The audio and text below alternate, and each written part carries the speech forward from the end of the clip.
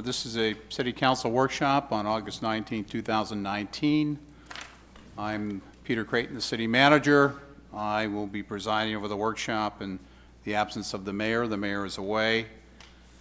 And we are starting with a presentation on the strategic plan, which the gentlemen in front of me are going to be reporting on. Cliff Grime, who's the chair of the Strategic Plan Committee, and Bob Stone, who's the chair of the Investment Subcommittee, and Dave Gagne, who's the chair of the Quality Subcommittee, will be speaking.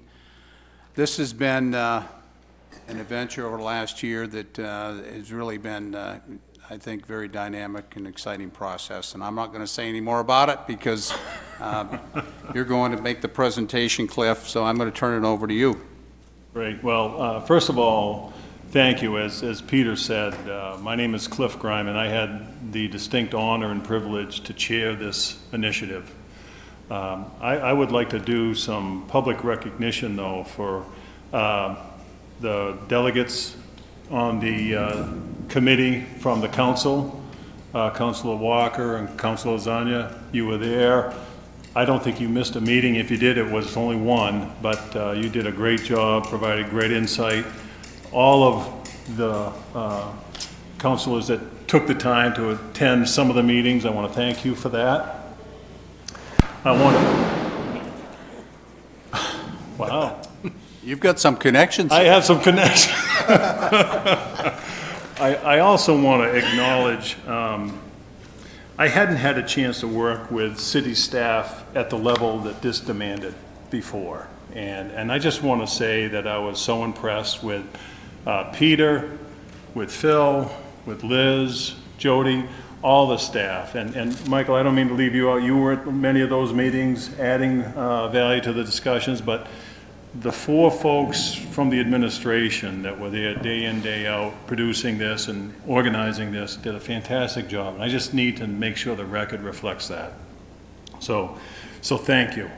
One of the things in a strategic plan that's always important, if it's going to be a living document, is that it's broad-reaching. It represents all aspects of community. So we had business people, we had educators, we had nonprofits, we had all aspects of the community participating in this effort. So I felt really, really good about that. The other part of this that was going to be very important was that not only were we going to come up with a strategic plan that had goals, that had action steps, but we needed to be able to measure anything that we came up with for recommendations. We had to have action steps. We have had to put them through several filters so that we could prioritize, organize, analyze those for you, and then establish measures. So at the end of the day, if this is something that will be used on a regular basis at your meetings, or if you review it quarterly, we can report on progress so that those measures can be said, we are making progress in these areas. This is really a complement to the comprehensive plan. Comprehensive plan is a plan that's established for growth, for land use, for prioritizing community assets.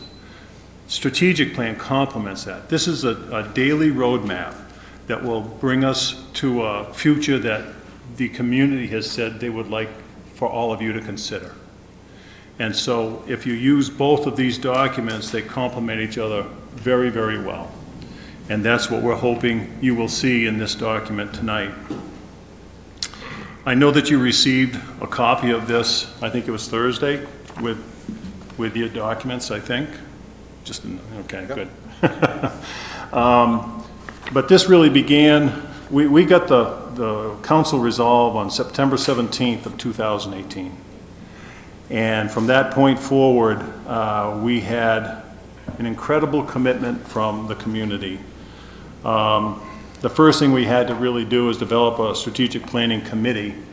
And that committee is represented here in this document. From that point, we came up with a strategy on how best to organize this plan and the areas of focus that we thought were going to be essential were, let's focus on the three areas, which is growth for this community. I'm ad-libbing. Here we go. We actually have a PowerPoint. So the council resolve came on September 17th. And basically that was our go vote. So if we move forward from that, the timeline was, let's get our strategic planning committee pulled together, and then pull together the subcommittees that will focus on growth. They'll focus on quality, the quality of the community that we're looking for. And obviously important in this is the investment, the type of investment, the priority, the scale of investment that we're looking to make in order to accomplish this strategic plan. The timeline that you see in front of you basically was very compact. We did not want to stretch this out. So the people that were part of the growth and quality subcommittees had a very focused but intense several weeks of commitment that we put and asked them to participate in. The work that they generated was then submitted to the investment subcommittee, who went through their own filtering process to try to analyze. You know, there's in this document, you'll find that there was, a quadrant of, is this a high impact, low financial impact step that we can take? And in the appendices of this document, you'll find all of those steps and how they're rated. And if they're low impact, maybe those are the first few that we take on, because they may be easy to celebrate success in certain steps. When we went through the investment subcommittee, the planning, strategic planning committee got back together to make sure that this was organized in a way that was bold, it was clear, it was organized, and again, Liz did a lot of this great work, and my compliments to her. Ultimately, we want to have this discussion with you. We want to present what we've done. We want to receive questions that you have of this. Part of what we hope to do is to develop a launch of this publicly and acknowledge the work that so many in the community have been able to help us with. So I mentioned there needed to be a filtering process. Well, we began with our three focus areas, which I mentioned before. Basically quality, growth, and investment. Those are the areas that we wanted to focus, and from that came great conversations. And we came up with several goal statements. There were actually 10, but we combined one, and that was around education. But the goal statements really kind of framed the areas that we were going to focus on. They represented those areas that the majority of the people that had made contributions over the period of time had said, these are the things that we think are the priority for Auburn. So from those 9 goals, we then developed 24 strategies, and those strategies were presented to the investment subcommittee. The investment subcommittee then developed 11 recommendations to move forward. And all of this is in your booklet, but within these steps that have been consolidated into this, there has been a ton of input, a lot of challenge. A lot of these things were challenged, a lot of debate, but it was good work. And the filtering that was done here, I'm proud to say, as a business person, I would support. Because this is what a lot of communities are doing, but this is essentially this is exactly the process the state's going through right now in their strategic planning and business planning as well. And I'm part of that group. And it's interesting, the parallels. It's a broader scale, it's statewide obviously, but they have brought in all aspects of the state for this conversation. So I was proud to represent in one of our meetings that the city of Auburn has gone through that. If they need any help, they can contact Peter. Right, Peter? That's right. So the 11 recommendations have been summarized at the end of this report.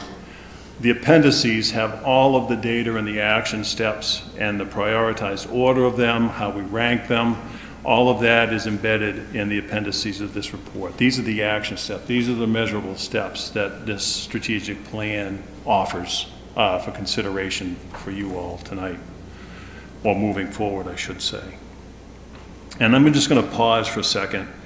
I'm going to ask either Bob or Dave if there's anything that I haven't touched on yet, or if any of you all have questions about the process that we've talked about to date.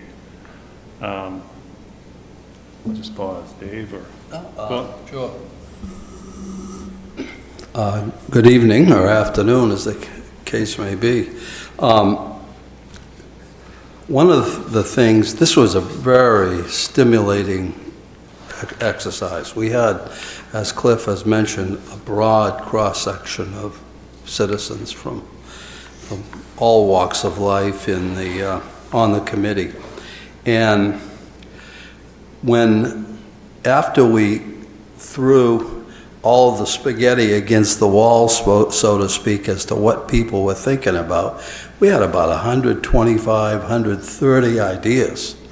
And what that told me was that the committee was engaged and thinking and had input to provide. And so what we did on the Invest subcommittee is I went to Peter and Phil and Cliff and said, we got to cut it down somehow because this is immense as to the amount of work that's involved. So what came out of this was that we have really a great city here. We have a lot of really good things going on in Auburn, from a large agricultural component. Recreation we have tremendous recreational opportunities. We have a downtown that is ripe for additional development, and we think there's a lot of value in that downtown, and we need to look at it. And we have transportation opportunities, just a lot of things that are promising for Auburn. So, I would echo as well.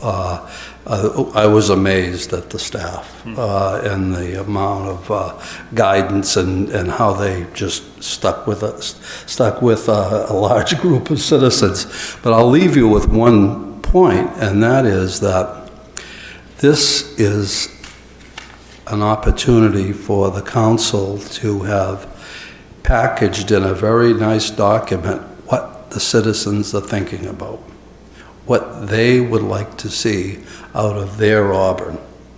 And it's all right there. It's all right there for you. It's all distilled and into the recommendations, and it gives the city staff, pending approval and acceptance by the council, an opportunity. It gives them a roadmap, gives the staff a roadmap as to what we, the citizens, would like to have them working on in the near future. And that's about it from me. Not quite sure how I follow that up. Outside to say, one thing Cliff did not mention was his role in this whole process. This is probably the fourth or fifth strategic plan I've been involved with the last 8 years, different organizations. And without Cliff's leadership, we would never got this far. And I want to make sure that everyone understands that he's a dynamic leader and really kept us together. A few things through the process that I learned that I kind of knew, but I really didn't know. One of them is, as you went through the process, you started to learn what Auburn has, not what Auburn does not have. And you start to learn all the things we do right and not the things we do wrong. Even though the report's kind of geared towards what we can fix or we can move forward and how we move, you have to take a look and see what you do right. And boy, we do a lot of things right in this community. The other piece I really learned, I think that struck me, is how good our city administration really is. They're not good, they're really good. They're really good. And when you get to work with them as closely as we did, you really start to see that. It starts with the manager and then Phil Kroll and the one woman, Liz Allen, who just, I don't know how the city functions without her.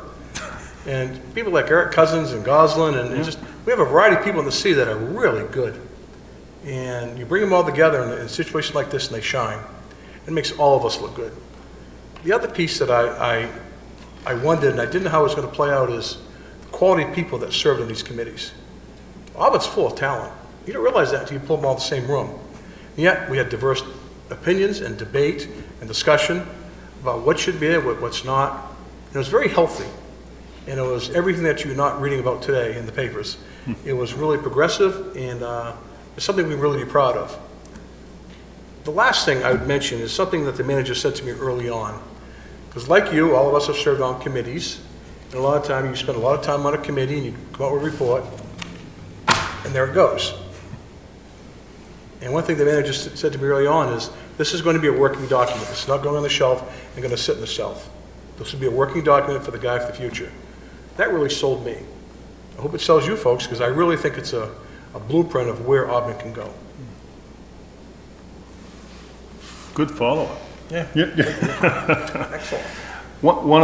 There's one thing I specifically was looking for in this, and one of the things that I hear wherever I travel, when someone is looking to make an investment, whether it's an investment in a home, an investment in a business, or considering a location, a region to locate, they want to know that the city or the location has a plan. I see this as a marketing tool for this community. And depending on what we want to do and who we want to attract and how we want to grow, which a lot of the basis of that is represented in this can be handed to anybody. And they can walk through it and they say, this community has their act together. That's an important thing. This is a distillation of so broad, and I think Bob mentioned spaghetti on the wall. You expect that. I just want to walk through one of the exercises that I think was just incredible, because any process like this, you can have ideas and they can be wild, over the top ideas, but one of the filters that we exercised here was we have to be specific. The objective and the goal has to be narrow, well-defined, and if we can get the wording and the wordsmithing to that specific objective identified, then we have to put a measure to it. That's important, because ideas are ideas, but until you define it, until you can measure it, and then we go through and we assign it. Who would be responsible for this? All these objectives are assignable. Then we have to make sure that it's realistic. It's not outside the realm of being realistic in the fact that the city can take this on. There's a timetable that's assigned to this that can be applied to these.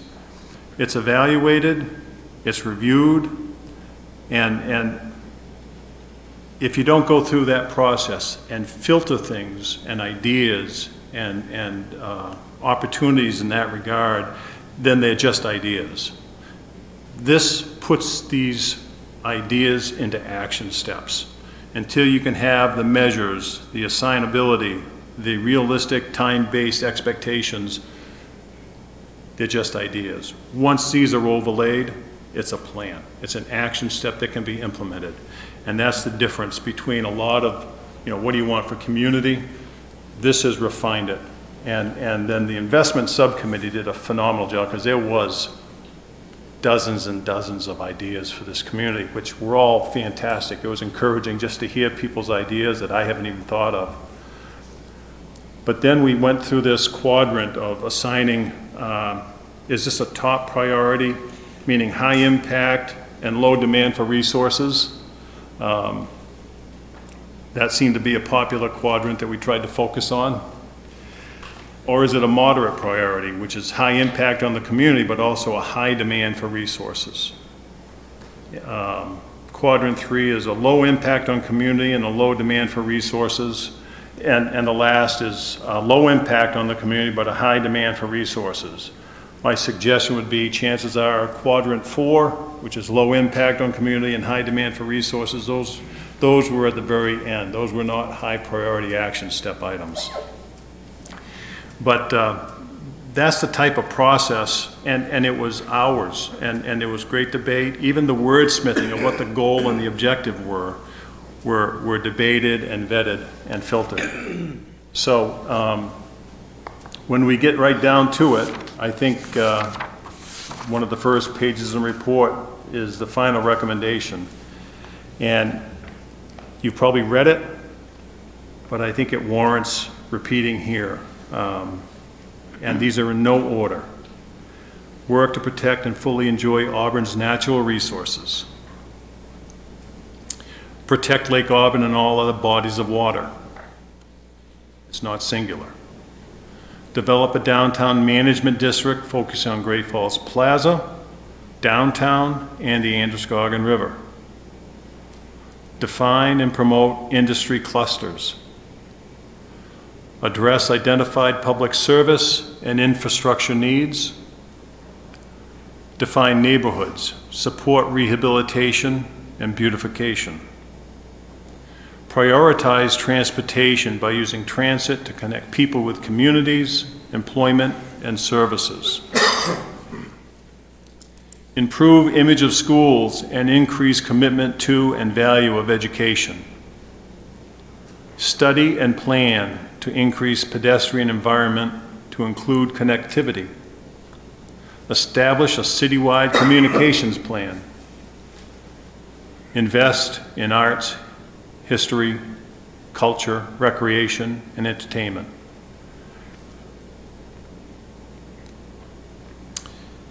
And before we get into the next steps, one of the things I'll say is there's a bunch of action steps behind each one of those.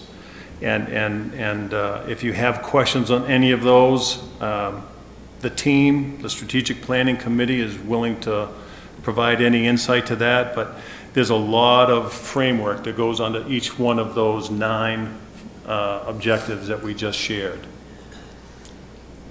From this, and from your review and hopefully from your acceptance of this, we would love to do kind of the landing of this strategic plan to the community, a breakfast event.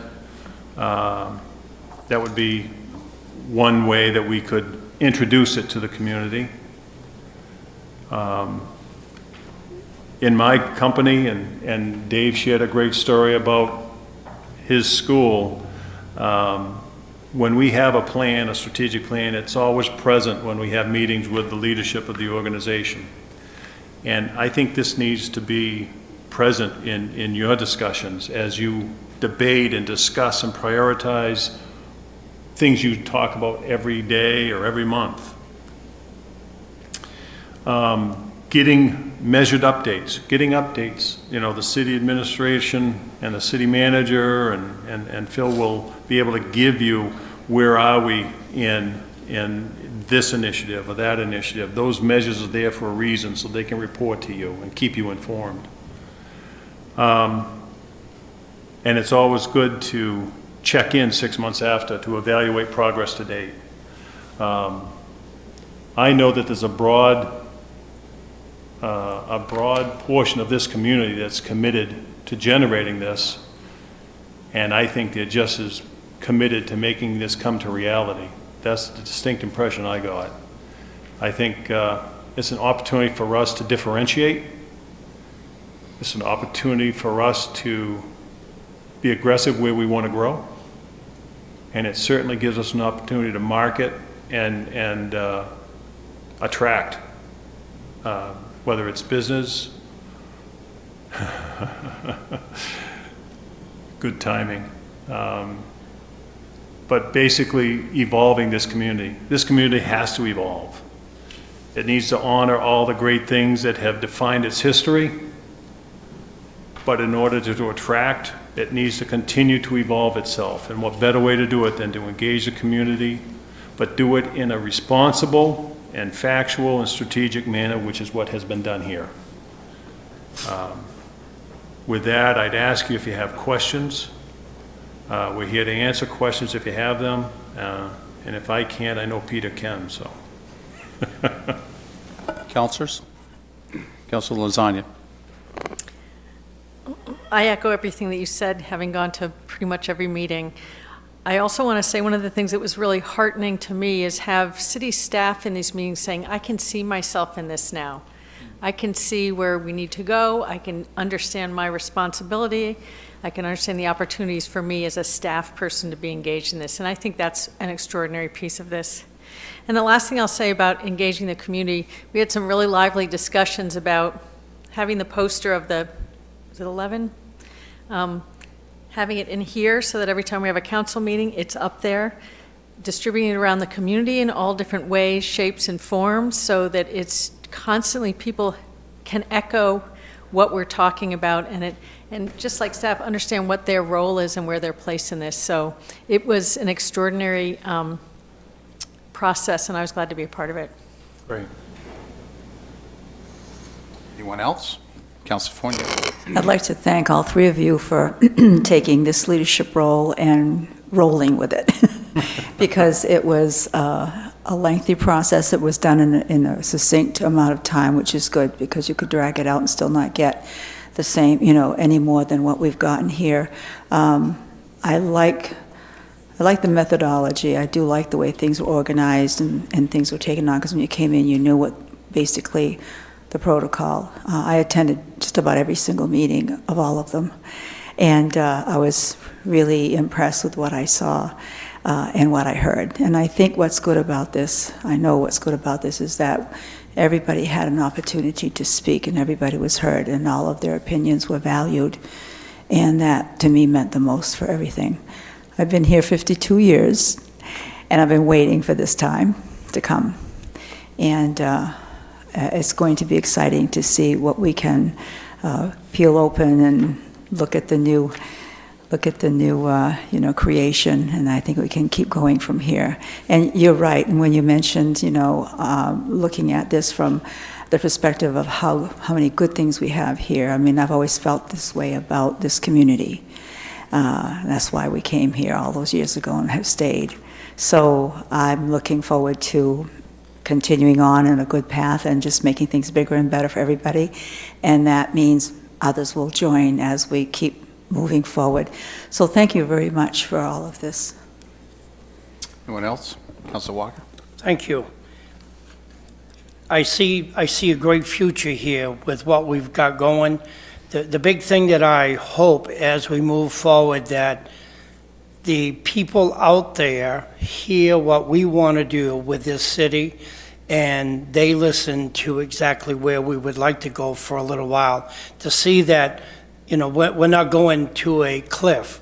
We are. No pun intended, right? Yeah. We will move forward and we will do great things with this if we stay focused and our strategies are where they belong, and I can see this working. We've tried to bring this forward many times, but it just wasn't the right time, and now I think it is, and it's going to work. Thank you. Councilor Titus? Thank you, Mr. Manager. Thank you all very much for your hard work, all three of you and your committees and everybody involved. And I was pretty impressed to hear you talk about staff. I too have felt the same way. I think we have a pretty impressive staff. But I did want to bring up a few points. Sure. I obviously can't without bringing up some points. You know me. Please. My only concerns are, and I love the document, some of it I think is political, some of it is straightforward. So whether or not we'll be able to implement certain things, some of them are political. I looked at things like improving the image of the school department and filtration and narrowing Court Street being very politically charged items that if we don't get it done, it's not your fault or the plan's fault. It's going to be because it's public debate. But that brings me to my concern of implementation. We've had studies before, we've done plans before, we have the comp plan, we have all this stuff going on, and then having a path of implementation so that item 12, section B can be implemented.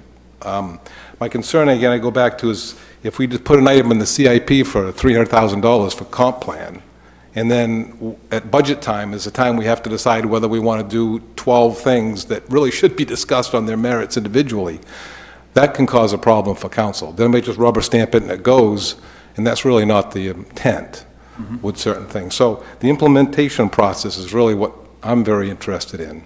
And whether it be one item at a time that's come forward, and once it's approved, it gets to the next CIP or whatever. I also think we need a special workshop for this. I'm sad to say that we had 20 minutes on the calendar today. Should be, 20 hours, right? It should at least be a special workshop to give this its due. Yeah. Because I read through it, I've got about 20 bullet points that I highlighted that we can't talk about tonight. Right. But we should have a special meeting. And then I think part of this PowerPoint wasn't in our packet, like the final recommendation page. Okay. I didn't see it. It's Was on it? page 7. Yeah. It is? It looks different. Oh, it looks different. It's a different kind of a, It okay. just looks different. but It wasn't succinct as that, was it? It's It is? page 7 in the booklet you have, but Yeah. it was just presented with a different font on the Okay. PowerPoint. Oh, that's what it was, like that. Yeah. It's the same thing. Yeah. Pretty Okay. clear. So again, I mean, I appreciate all the work that went into this. I worry about this document, as you say, becoming the leader when council should be the leader, and they use this as a reference document, not this be the document that guides council. Or rather, this doesn't trump council. You know what I mean? We should have the final word and plenty of time to implement each item as it comes up, so. But I do appreciate how much is in this. I wanted more time to really absorb it. It's quite a document. Thank you. Councilor Titus, if I could just respond, because one of the things we tried to do, and we may not have been completely successful, but we tried to keep the political aspect out of this. And when it came to education, there are measures, and there are, I'll just leave it at this, there are measures in improving the image of the schools and increased commitment to the value of the education. There are measures in there that we can report on. Are we being successful in this or not? Sometimes political is left up to opinion, but this is factual measures, and I think that helps to differentiate a little bit. So those are the steps that we took, because we understood that there could be some political aspect to some of these initiatives, but we tried to put measures to, take the interpretive component out of it, so. But I appreciate it. And like I say, my concern was that those end up being in a larger document that we're approving something that we really don't know, or future councils will be having to do what was approved by some other council, and I'm just really concerned about that kind of stuff. For what it's worth to you, I can tell you not once through the entire process did I ever hear the word political out of anybody's mouth at any point in time. That's right. Councilor Gary and Councilor Hayes. Thank you, Mr. Manager. I too want to echo what's been said. This is a great working document, a great process that everybody had a hand in developing and turning it. The only things that's got me a little bit fluttered is this keeps saying that it's a blueprint versus a plan, and it should be simultaneously used with the comp plan, because they say the comp plan is a plan, a fluid document, and not a blueprint. To me, a blueprint is hard and fast, and you cannot deviate. You've got the head course, you've got to use it. I would be more comfortable with the document, which I've just started to read. I mean, I started reading it, we got it over the weekend, and I've been reading it now. I think it's a great work in progress, a great directional tool to get us going. But I'm concerned that with the word blueprint, I'm afraid that it could potentially tie future council hands, because it'll be say, oh, look, it says a blueprint. That means that future councilors can't touch it because it's a blueprint. It's not a plan, a fluid thing. With our comp plan, it was a plan, and we fit it to fit the circumstance of whatever we were trying to do. I mean, if we were trying to bring in a development project for economic development and to bring in money and businesses. And we needed to tweak the comp plan. The council had the authority with the planning board and the other committees and jurisdictions helped to tweak it and get it so that it was the right fit. And also, as time went on from the 10-year comp plan, things change, history changes, ordinance changes. So you got to have some sort of flexibility. So that's the reason I'm apprehensive about the word blueprint with this document. I agree that it should be used hand in hand, like the two books, comp plan and this plan, but like I said, I've got a few little warning bells go off. Yeah, and in response to that, what I can tell you is, this is intended to be revisited yearly. This is not going to be a blueprint that doesn't change. So if the word blueprint is of concern, it's intentional that this will be revisited regularly so it can evolve as well, because there will be different challenges 5 years from now than there are today.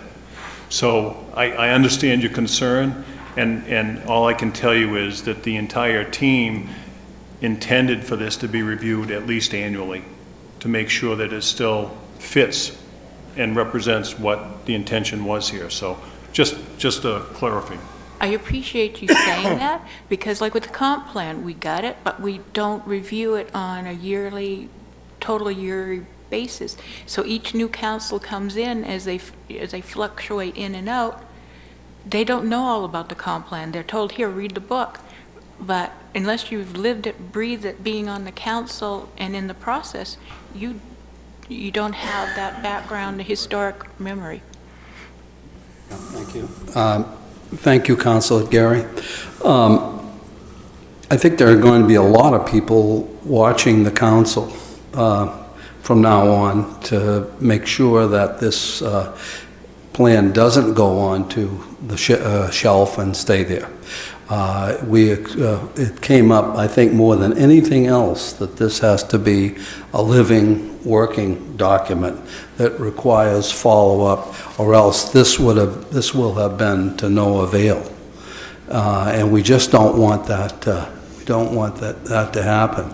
I think it's obvious to me and to probably everybody else in this room that we are living in very dynamic times. We are going. Things change. They change a lot, and they change in a very short period of time.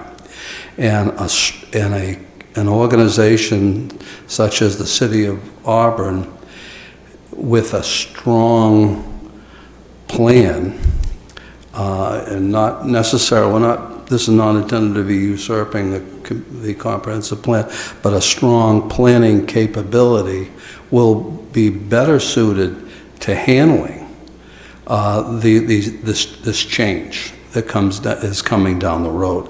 I happen to spend a lot of time in the transportation sector as a volunteer, and it's incredible the amount of change that is poised to happen in that area. We cannot conceive of how things are going to change just in that one sector. In air, in transit, in automobiles, it's going to be, the stuff is going to come at us fast and furious. So, yes, this is not something that, there it is, and we're going to put the roof on, so on and so forth. It's a process, and it's meant to assist in that process. Again, the intent was, when I engage with other communities or even with the state, the priority, is there a vision, is there a plan, and can it be predictable? People, when they're looking to make investment or make a move, predictability goes a long way. This provides some of that vision, it provides a plan, and for the most part, it's very predictable how we're going to approach things. So this gives you great insight on that. Councilor Hayes. Well, a big thank you. And for one that's probably been the most impatient for this to come forth, I really do appreciate it. I think definitely, thanks to yourselves, to all the committees, but particularly to the public that were participants. I look forward to using, I'd like to go back to I think the previous slide, to this one that's up there now. I think this is the important one that we should have before us at all meetings, because I think this does set a certain schedule for, the landing that we need to, as Andy has said, it's got to be part of a discussion, almost every council meeting, in part at least. I see it as really the transition. I think we've talked about it, that this is really the basis of the beginning of an update to the comprehensive plan. Hopefully this process will bring forth some individuals that now will be anxious to carry this work through into the comprehensive plan. And I guess, we as a council have to be responsive to the public, and the public has spoken. So I think, yes, we, set policy, we kind of make a final decision, but at the same time, this is important to us because the people have spoken. So we do need to reflect upon it on a regular basis. And again, I think it really does set us forth towards the update of the comprehensive plan. Councilor Young. A lot of work has gone into this, and you said it's a roadmap, and I sense that some of the city councilors may be saying that, maybe we don't want to go down that road, but if we're in the driver's seat, we got our foot on the accelerator, we can go just as fast as we want or just as slow as we want. And if some public comes up with some other ideas and saying, well, maybe that's not such a good idea, we can tweak this. And depending on how fast we do it, if we go too slow, things might change in the time before we implement it. So we might have to make some few changes. So I'm kind of excited about this. Any further comments? Again, thank you very much. It's been a pleasure working with all of you. I'd be remiss if I did not say I really admire all of you and the citizens from the community who participated, and very much appreciate the support from this council and the mayor and being able to undertake this strategic plan. And I want to thank the staff who have participated. It's kind of my thing. And I really want to thank Phil, who isn't able to be here this evening. Phil Kroll, who is the Assistant City Manager, he quarterbacked this process on a daily basis and did a magnificent job with the support of the city staff. And Liz Allen has already been mentioned. Liz is the one who produced this report with a lot of input, but she does magical work, and Jody DeRisco from my office. It was a team effort. So thank you very, very much, and we will move forward, and I certainly heard what all the councilors had to say. Okay.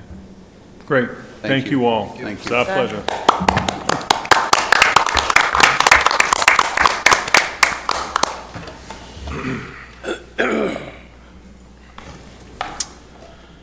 Next up, we have Zach Lenhart, who is the Community Development Block Grant Manager. Zach is going to be presenting a presentation on the Community Development Block Grant 5-year plan update. Zach? Thank you, Peter. Good evening, Council. Thank you for having me. Today, I'll be on the plan theme. We are entering the process. We've already begun it, the 5-year consolidated plan process.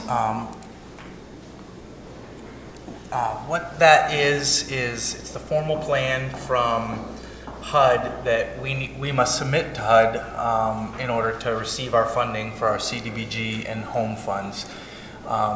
We are required by HUD to do it at least every 5 years, and it describes, they ask us to describe the conditions of our city. We use it to establish the funding priorities of our programs, and with the objectives and strategies. Also submitted with that plan is the year 1 action plan, essentially the budget for that 5-year plan for the first year. Included in the consolidated plan, we do a housing needs assessment, a homeless needs assessment, lead-based paint assessment, a housing market analysis, inventory of the public and assisted housing, inventory of homeless facilities and services, an inventory of supported housing and special needs, and barriers to affordable housing. All of the data for these assessments is provided by HUD through their surveys, through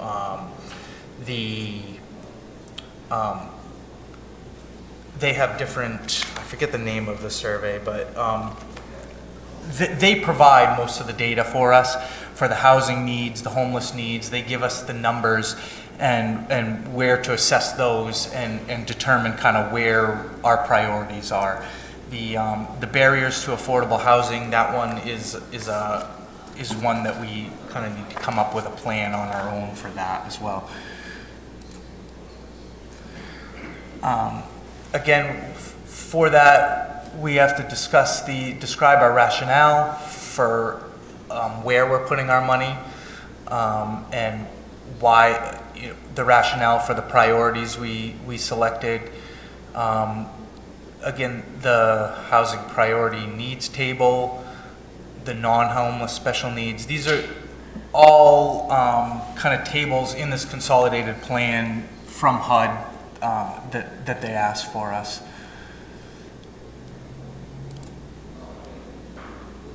HUD requires us to do certain consultations with the community. We're required to consult with assisted housing providers, mainly in our community, it's Auburn Housing.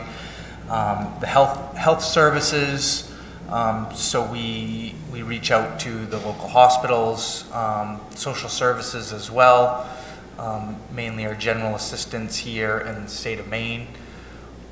Fair housing services, such as legal services for the elderly and Pine Tree Legal, state and local child welfare agencies on lead hazards, that's mainly DHHS in the state of Maine, and public housing is again mostly Auburn Housing for us. The plan must be approved by HUD, and they monitor us against those benchmarks that we submitted in our consolidated plan. So when we do an activity, it needs to be linked, like if we fund a rehab, it needs to be linked to those priorities that we set, and that's mainly why we're required to do it. This slide, the consolidated plan and IDIS, why I bring this up, it's the IDIS is HUD's online portal that tracks our grants. It's very user-friendly, and this IDIS program is why this year our HUD rep has recommended that we create this plan in-house as opposed to putting it out to a consultant to do. It's very, like I said earlier, they give you the data, we review the data and kind of recommend how we will answer those questions that HUD asks us. And it's almost like in IDIS, it's almost like a test like an essay test. They ask us the question and we give them, they ask for, a paragraph or two answer on those priorities and things. So it's very kind of plug. They ask you the question, you answer the question, and so our HUD rep really thinks that we can accomplish that in-house, and so do I. It's not overly complicated. They ask the question, we answer the question. The first kind of step in this plan is the citizen participation plan. This was in front of the council at the beginning of July. This is kind of what facilitated this presentation. I think it was, why are we doing that citizen participation plan? it was the first part of this, and there'll be other plans that may come up as pieces of this. The citizen participation plan encourages participation throughout the city, and it establishes the Citizens Advisory Committee, the Loan Committee, and public hearings.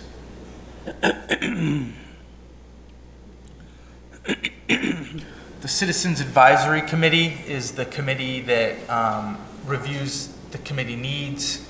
It determines our priorities, establishes the goals and objectives, and monitors our progress. So at some point, when the review is done, staff will bring some recommendations to the advisory committee, who will review those and then make a recommendation to the council as a whole. We receive two sources of funding from HUD. The first is CDBG, the second is HUD. For CDBG, there's 3 national objectives. That's the objectives that they want to meet with their funds. The first is to benefit low and income households, and the second is elimination of blight, and the third is meet an urgent need threatening health or welfare. The third objective is not used very often from HUD. It's really more for natural disaster recovery. That urgent need is a very high threshold to meet. So mainly our objectives with our CDBG funds will be benefit to low-income households and elimination of blight. And HUD again puts a requirement for the benefit to low and income households. 70% of those CDBG funds have to go towards that objective. With CDBG funds, this is a list here of the activities that we can use our funds for. Rehab is a big one that our program does, rehabbing residential properties and eliminating lead paint and those areas. The home program is a little bit different than CDBG. We can't use home for economic development or public infrastructure things. It's really just for housing. The law says it's for expanding supply of decent, safe, sanitary, and affordable housing. Part of the home program, we would not qualify for home funds on our own. So in 2001, we formed a consortium with Lewiston. We're the lead agency. So we're responsible for that section of the consolidated plan for Lewiston and Auburn. We split the home funds with Lewiston, but Auburn does receive a little bit more for administering the whole program, the home program, mainly for doing the planning process and then entering in the achievements. Again, the eligible activities for home it's all housing on that one. So we do a lot of home, residential rehab with that, and then the big rental development projects are funded with home. The consolidated plan schedule, we're planning to meet the first meeting of the new CAC will be this month, although we are still trying to solicit members for all of that. And the plan will be developed and will be brought in front of the council in March to be adopted in May.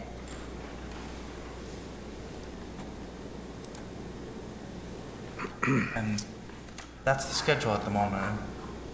Questions or comments? Councilor Geary? Thank you, Mr. Mayor. Thank you, Zach, for the presentation and for being so thorough. The point I want to make tonight is, aren't all the CAC members' appointments up for renewal? And isn't it the mayor that's supposed to? And if he doesn't start acting soon, you may not have anybody in your room except for you and Councilor Lasagna. I've been working, there's some emails that have gone to the mayor and stuff. We are soliciting members. I can't, I mean, I that know a lot of he's- people have filled out forms, but we haven't heard one way or another. And the end of the month is only in another few days. I know the mayor has replied to Sue that he will submit a list to us shortly. I'm not sure when. Yeah, his email said that he was working on it. Thank you. Council Lasagna?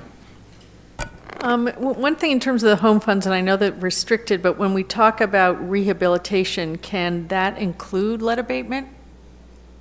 Yes, it's required. Any rehab is required to meet lead paint standards for that, yeah. Thank you. Councilor Titus? Thank you, Mr. Manager. One point of interest for me was the contents of the con plan. Talking about housing needs, homeless needs, lead-based paint assessments.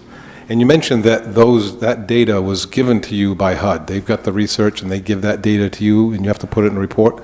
Is that available readily on an annual basis or every 5 years? And if not, is this the data available to us? Because this stuff really interests me as far as housing needs assessment, homeless assessment, Yeah, so the data housing market source, analysis, and inventory of public and assisted housing is very interesting too. the data source that I'm getting on the plan is the 2011 to 2015 CHAS, the Which is kind of about- CHAS. Yeah.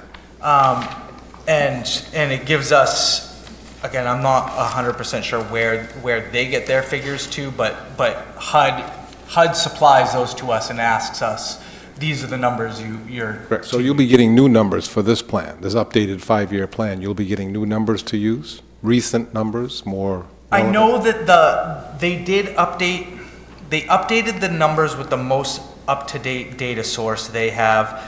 And I need to clarify this with our HUD rep, but I think that this label that I just told you, they said that label hasn't been updated, but the numbers have. Yeah, okay. So we'll be verifying that, I would before- appreciate that, because this is really important, and I know that the last time I had a chance to talk with the feds about economic zones and stuff, they talked about results-oriented and goal-oriented reporting and results type thing, which I'd be looking for too. So this data would be very important. I'd like to see a copy of the data you're going to use.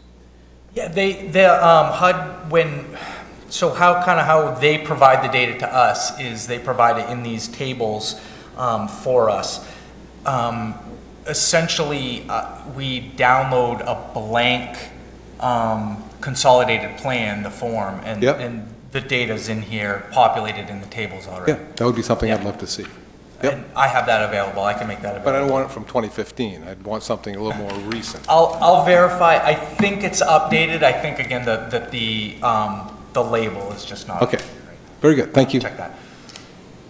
Anyone else? Zach, thank you very much. Thank you. Next, we have an item that Councilors Titus and Councilor Lasagna put on the agenda to be discussed as a workshop, and that is the establishment of a finance committee.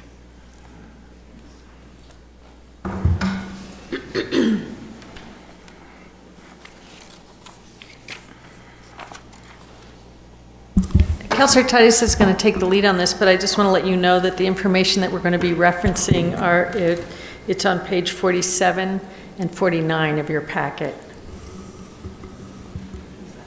Very good. Good evening. I think this is one of the first times I've ever had an initiative, and tonight I have 3, so wow. The establishment of a finance committee. One thing that I have been wanting to do since I've been a councilor, and this has been in the back of my mind, is to have a committee. We do a lot of different committees to do various things in the city, but we've never thought about having a committee that helps council understand one of the most important functions we have as councilors, and that is reviewing and approving budgets. Along with that, CIP, along with that, TIF districts, and it's always confusing for council over council to have to be retrained and learn and go through the process. If we could establish a budget or finance committee that would be on top of these issues and understanding them, It would be a good education process for new counselors to be able to tap, a resource they could tap. I think that having a budget, I got several different reasons why I think we should have it. One of them is we need a committee to review budget ahead of council, or at least before council sees it, and to have more time to do so. So hopefully we can have budget information. It may not be solid budget information, but budget information before the deadline.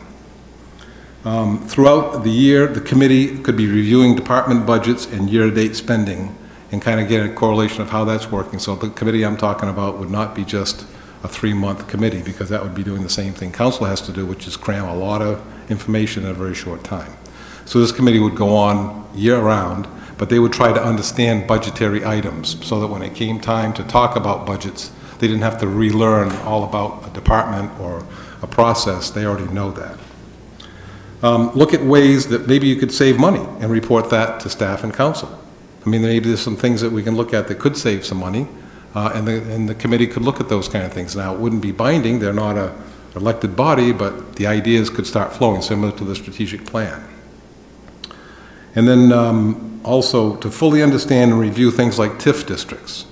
I know that it took me at least one full term to really understand TIF districts, and it's my second term. I like what we're doing with TIF districts now, but I still don't quite understand the impact of a 100% TIF district. But it would help council to know that there's people out there that are looking at these things and either making recommendations or at least not shooting up red flags when something comes up. And then also finally the CIP, which is a very complicated document. We have a tendency but when you look at a CIP, can you really say that you need 3 dump trucks instead of 2? Can you really see that you need a fire truck? Well, a finance committee could be looking at that all year long and go out, touch and feel and understand, hey, that is true, they do need it, and here's the reason why, we recommend it. They would have the time to do that. Council does not have the time to do that, unfortunately. Not until once we see the CIP, we have a very short time, and we can't go out and look at everything and confirm. And there may be things on the items that should be there that aren't. So I just feel that a finance committee would be a very good thing, and this is a workshop item only, but I feel that it should be, the council should maybe ask it that it be a possible resolve for a future vote. We're not voting on it tonight. This is simply a workshop item. Holly? Councilors? Councilor Fournier? A couple of questions. In thinking about this, I know the frustrations during budget season. I had 2 budgets to deal with at the same time, so that was pretty frustrating, but I spent a lot of time on it. Have you considered an alternative that would be probably least restrictive, and that is that we start much earlier in the year and we demand that this is the date when we begin our budget processing so that we can discuss at every single meeting. A piece of it would be dedicated to the budget so that we keep up with it early on in the year. Have you discussed that possibility of a least restrictive model? I think we want to do that no matter what, but I also believe that Councilor Titus made a good point about this committee being able to touch what is out there, go look at the trucks, go look at what the requests are, get a real understanding of specific TIFs that are going on, and articulate that back to us so that we have a better understanding. So that's why I think this is a good idea, in addition to starting as early as we can. I think this year we saw that the city manager helped to move that process up, and I think it was very helpful, but I don't think we have the capacity as the council to do what Councilor Titus is talking about, that this committee would do. And one thing too, and I appreciate your question, Councilor Fournier. One concern I have is that the charter has a certain recommendation of when the budget needs to be presented. Mm-hmm. And so we can ask that it be brought to us sooner than that, or we got to change the charter, which there's a charter commission coming up, so that could be another year or 2 before any change can be made that would require that the budget be presented a month earlier. That might help, but I still think that a finance or budget committee and I'm saying you can set the charge. I'm not saying that this finance or budget committee is going to be digging into every corner unless that's what you guys want in the charge. I'm saying having a committee that can look at everything and at least understand it, so when budget time comes around, they can give you information. have another question too, and that is, who are you thinking who would be people responsible for this committee, who would have the knowledge and experience? Well, this council committee process, that there'd be people asked to apply for it, and it would go through the same appointment process that we have now. It'd be a council committee, and council would still vote on who's going to be on that committee. And so I think you'd probably have quite a few people that would be interested, and you'd have a selection. You'd also have to decide how many. Is it 5, 3, 6, with an alternate or whatever, and then I think you'll find you'll have plenty of interest. Thank you. Yep. Councilor Hayes? I am very supportive of this. I think that, we have an audit committee, but the audit committee meets maybe twice, 3 times, kind of before the audits gets going, and then at the end to review it. But we've had a budget committee in the past, and I think it was helpful. So I think this would kind of bring it back. The other part of it, I think that this would be greater public participation. There'd be some people that might be truly interested in just the finances of the city that, would get involved in looking at the budget, look at the budget that we're working with and where our expenses are during the year. I think, too, it might help to, again, get more participation. Some people that might be on this committee would feel that they then want to be on the council directly. Right. So I think the more people we have involved, the better. I think that, I think keeping an eye on the finances throughout the year, Andy certainly does a good job of it. But I think that even at the school committee level, they have a finance committee, and they're looking at, where are they with respect to the budget. Of course, we get that from, management, but I think the more involvement we have, the better. So I don't think that it hurts to have this committee, a standing committee, and I think it provides some continuity, better continuity maybe than even council, because this whole council could change in November. And I think it could happen, maybe with the charter changes, maybe that'll be addressed. But right now, every 2 years, you could have a totally new council. And that becomes difficult then even for management to really, again, explain the whole process and get them involved and have a better understanding of why monies are being channeled in different directions. So I'm supportive of this. And one thing I would say too is a little addition. We'd have to do a little change because you had mentioned the audit committee should still be the audit committee. However, they're supposed also charged for procurement and haven't been able to really spend much time, both on the school side and the city side, about the procurement policy, a whole bit about RFPs and how that works. And the audit committee has not really been able to get together and look at that. Well, maybe we could make a change and ask the committee, the finance committee, to look at that and take that away from the audit committee. We'd have to do some sort of a resolve. But I think that would make sense that the budget or finance committee would also look at RFPs, look at the procurement policies that we have, and just make sure that we're mainstream. But just to follow that up, I think that actually the audit committee, we have membership from the council, but the membership from the school board are ones that are already involved in the finance committee. So I think it goes hand in hand. It does go hand in hand, yeah. Okay.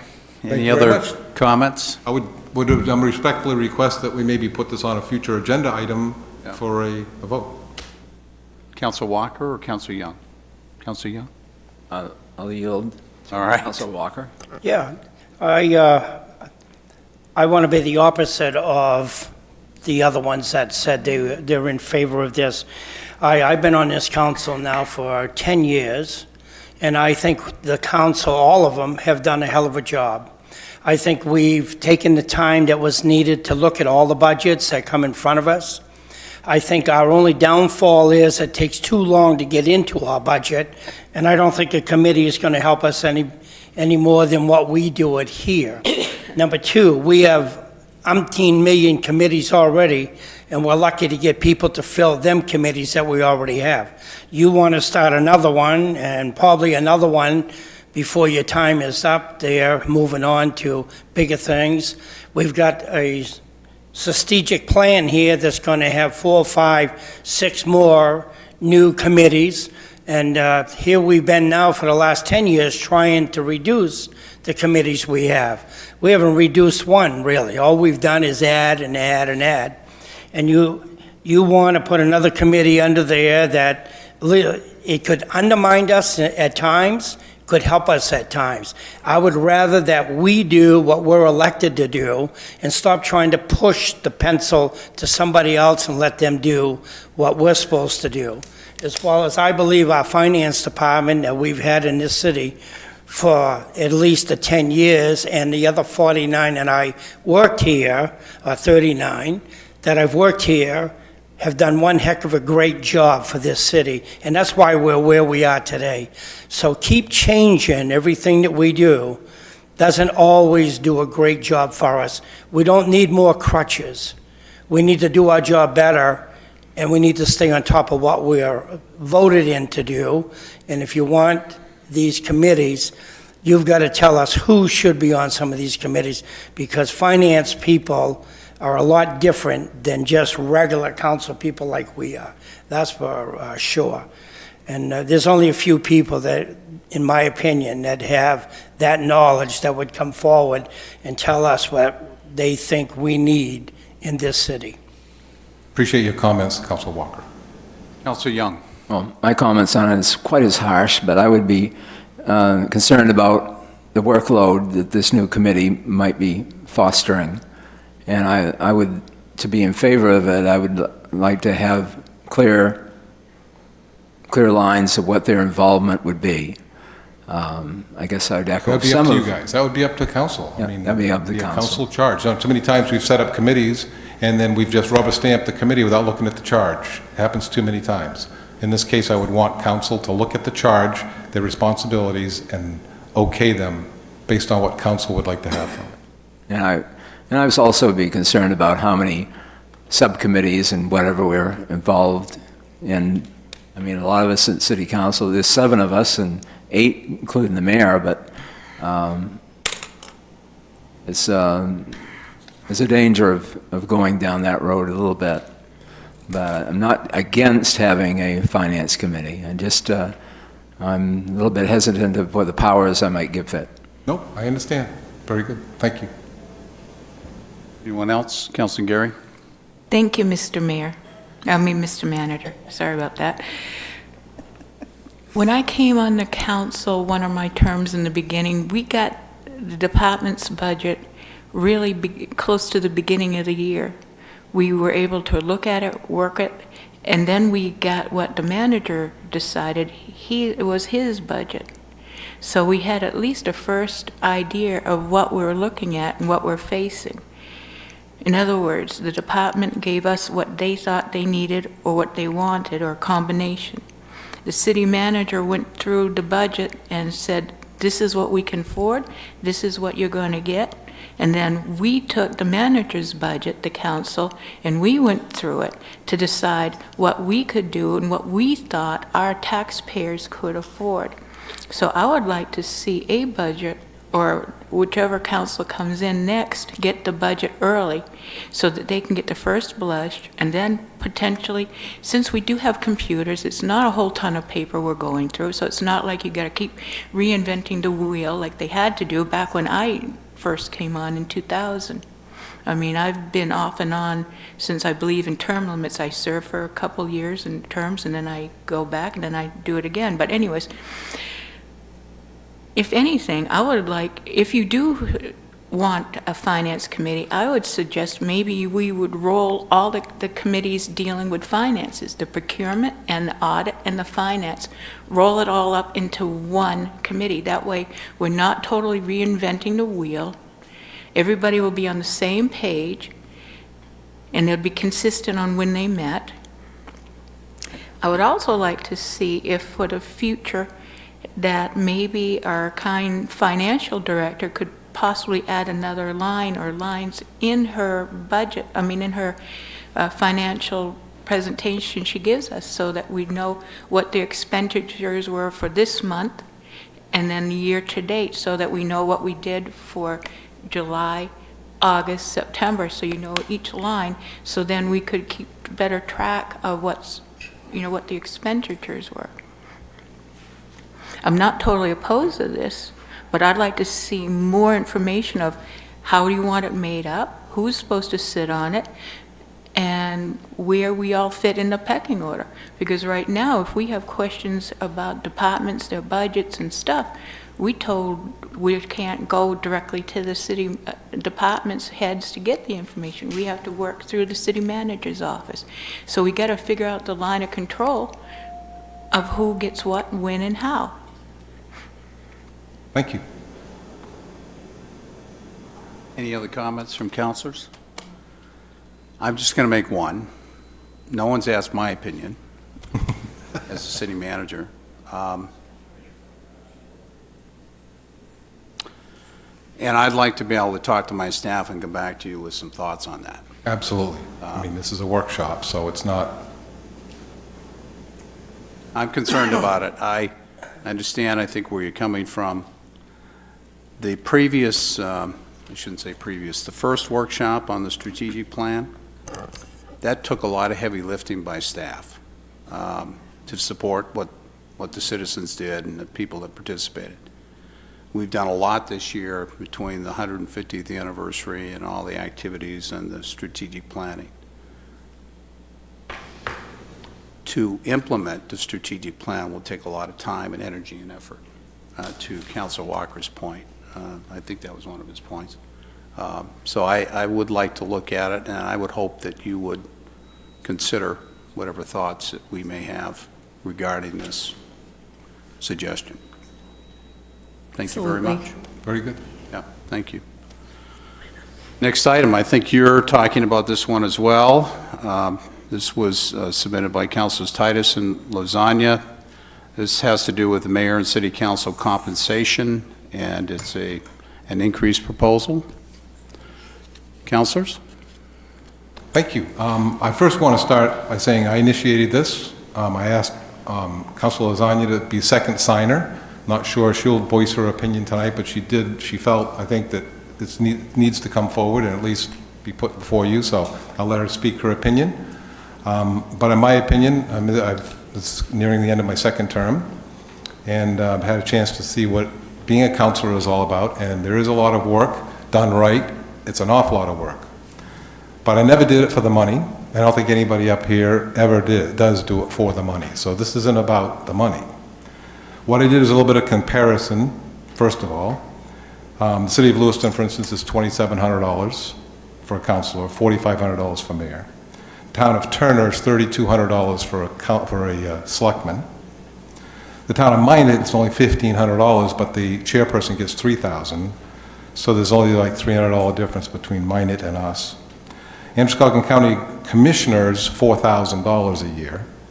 And that, I was on the budget committee for 3 years running, and we couldn't get it any lower. So evidently the entire budget committee and all the communities thought that job was worth $4,000. So the reason why I brought this forward is because this is the end of my second term. I am not running again. Any changes that you guys would want to go with is not going to be effective this election. It'll be effective the following election, because we would have had to have this request in before June 30th of this year before it affected the next election.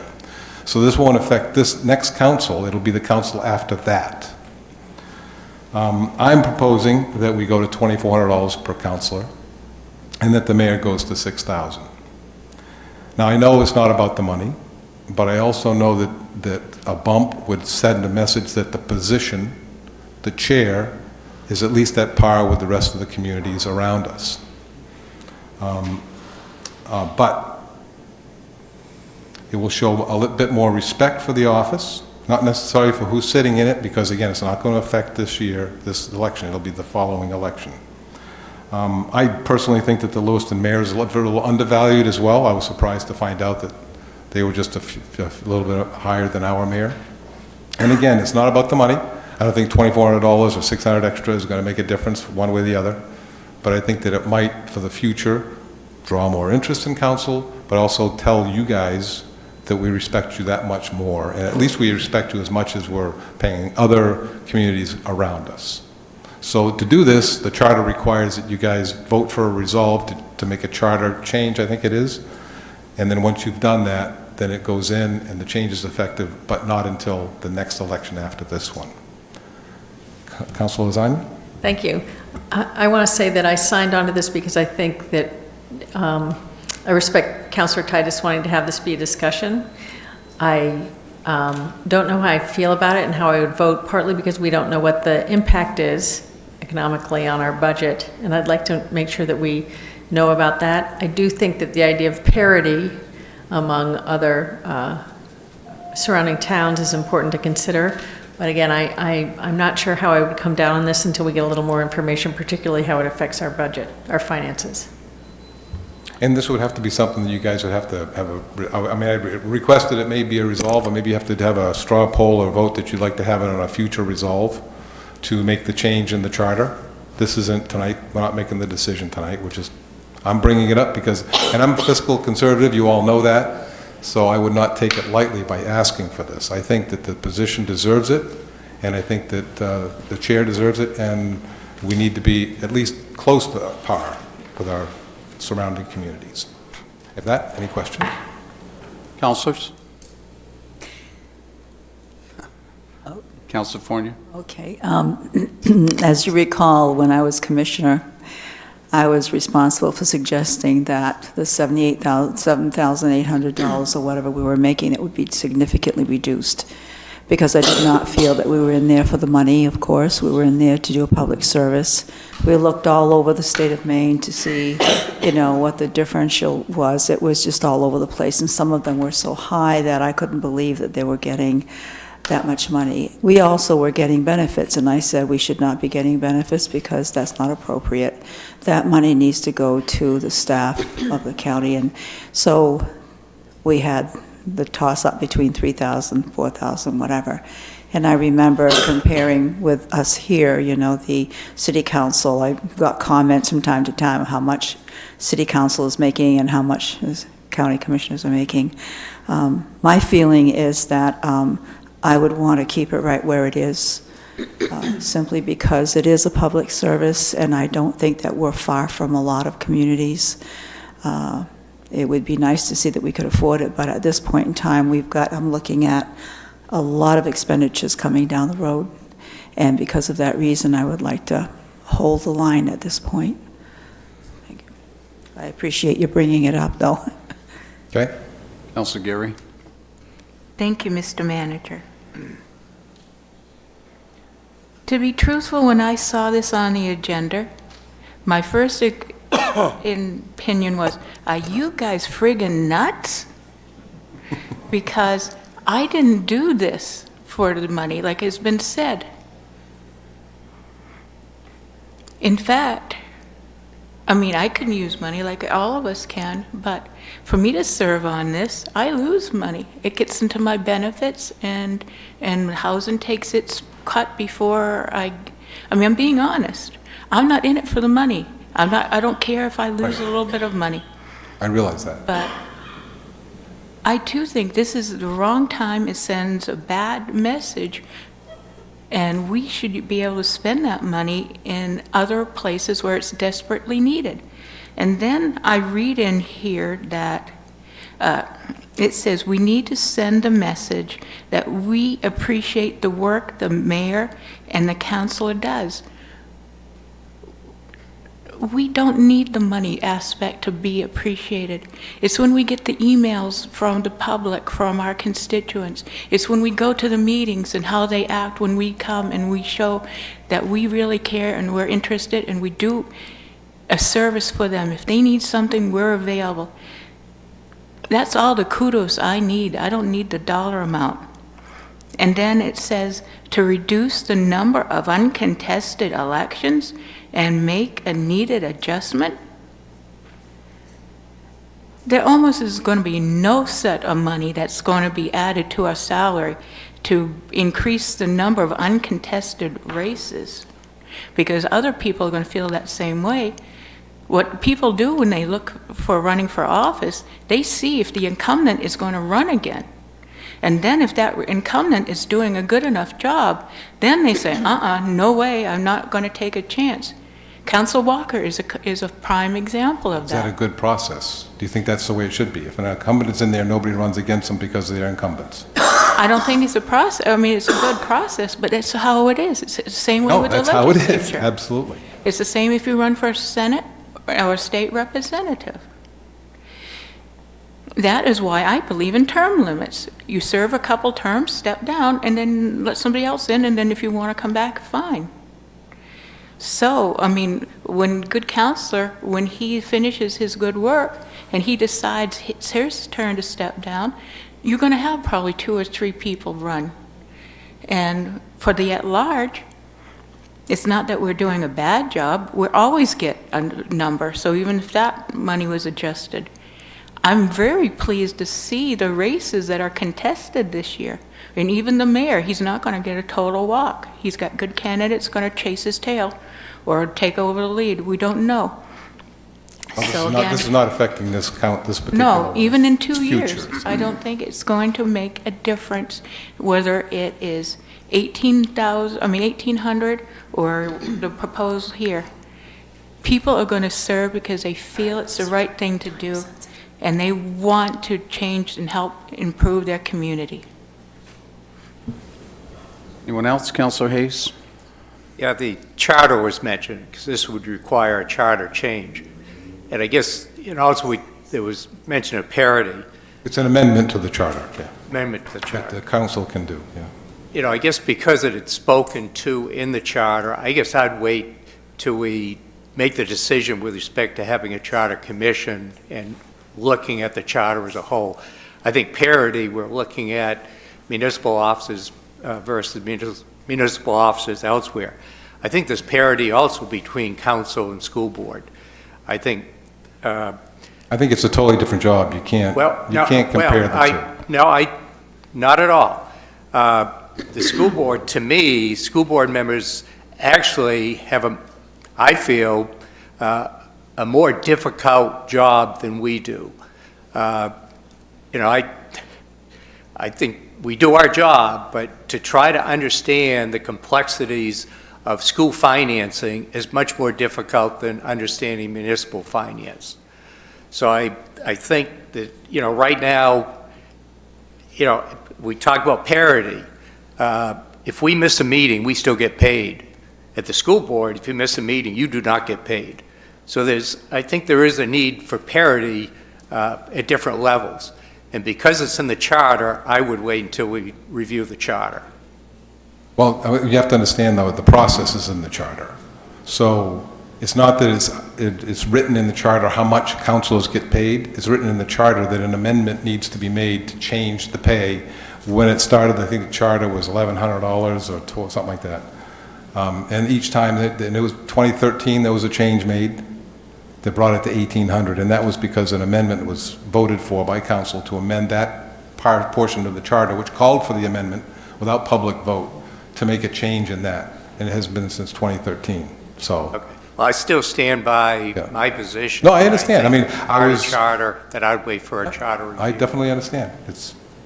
Who decides? Again, it doesn't affect me, I just think that the position and the future of the city of Auburn, if we're going to continue to say, nope, we're going to be down here, then, it's just for the future. You talk about strategic planning, we're going to spend a lot of money to help Auburn.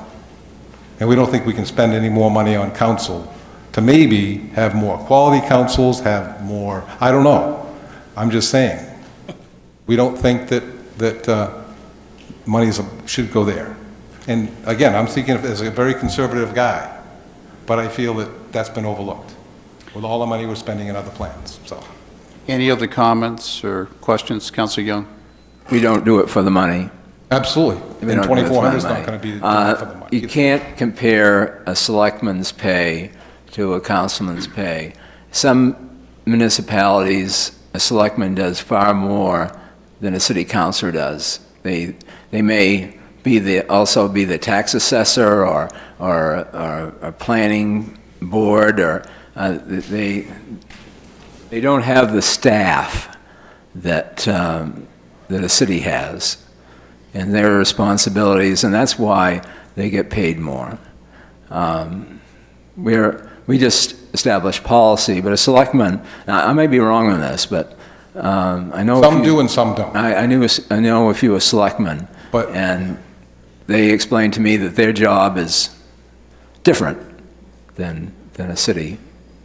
Yeah, some do and some don't. Depends on whether they have a chairperson, and they're all different. But So I would not be, in fact, from time to time, I was thinking of cutting our pay. Oh, all right, I guess this discussion is done. Anybody else have anything? But we'd have to go through the same process, I suppose. Council Walker. Thank you. I'm also against this. I think everyone that has run for council position, half of them don't even know what the pay is, number one, because we're not here for the money. And number two, this is about a $5,000 raise when you look at it. I think that's a lot of money when you start adding us all together here. So I'm fine with where it is. And I don't think any of us are worried about new people running for council. If any one of us was to leave tomorrow, somebody would come about, fill our shoes, I'm sure. And they would pick it up and they would learn very wisely, the same as we have. So I'm happy where we are. Everyone Thank you, set? council. Appreciate your time. Thank Thank you you. for presenting that idea. Thank you, both ideas. So it's a little after 7 o'clock. We have 2 items left on the agenda. I'm going to turn to council and see what direction you'd like to give me. We have the zoning map amendment. Michael Chammies could present that. And then we have the executive session, which can be held at the end of the meeting if there is not enough time, in your view. Councilor Titus. Thank you. The zoning question, if it could just be reviewed, it's not really a decision tonight. It's just to review it for a future. It will not be voted on tonight. Just That's maybe correct. quickly review what it is and. 5-minute item. Yes. Is that how councilors feel regarding that? Yes, for the other one, I feel that for the executive session, if that involves any staff who are here and need to go home tonight, I would just assume we plow through. Because Everyone they feel that way? need to get home. Okay, all right. Michael, you want to do the zoning map amendment? Introduce yourself. Good evening, I'm Michael Jennings, I'm the Director of Economic and Community Development. So what we have in front of us for a workshop, we have in compliance with our zoning ordinance a request from City Councilor to initiate a zoning amendment. The zoning amendment is directly sitting in front of us. So the process is several ways to change zoning, and Councilor Titus brought this one forward. There are some signatures that were put forward in your packet because the landowner started that process. But this is a legitimate way to bring this forward.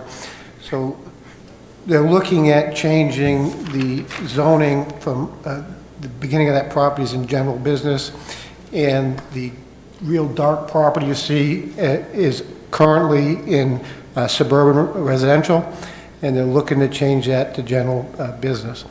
And so what that would do is that would allow Petros to utilize that property commercially and go down and utilize the Garfield Road in the future.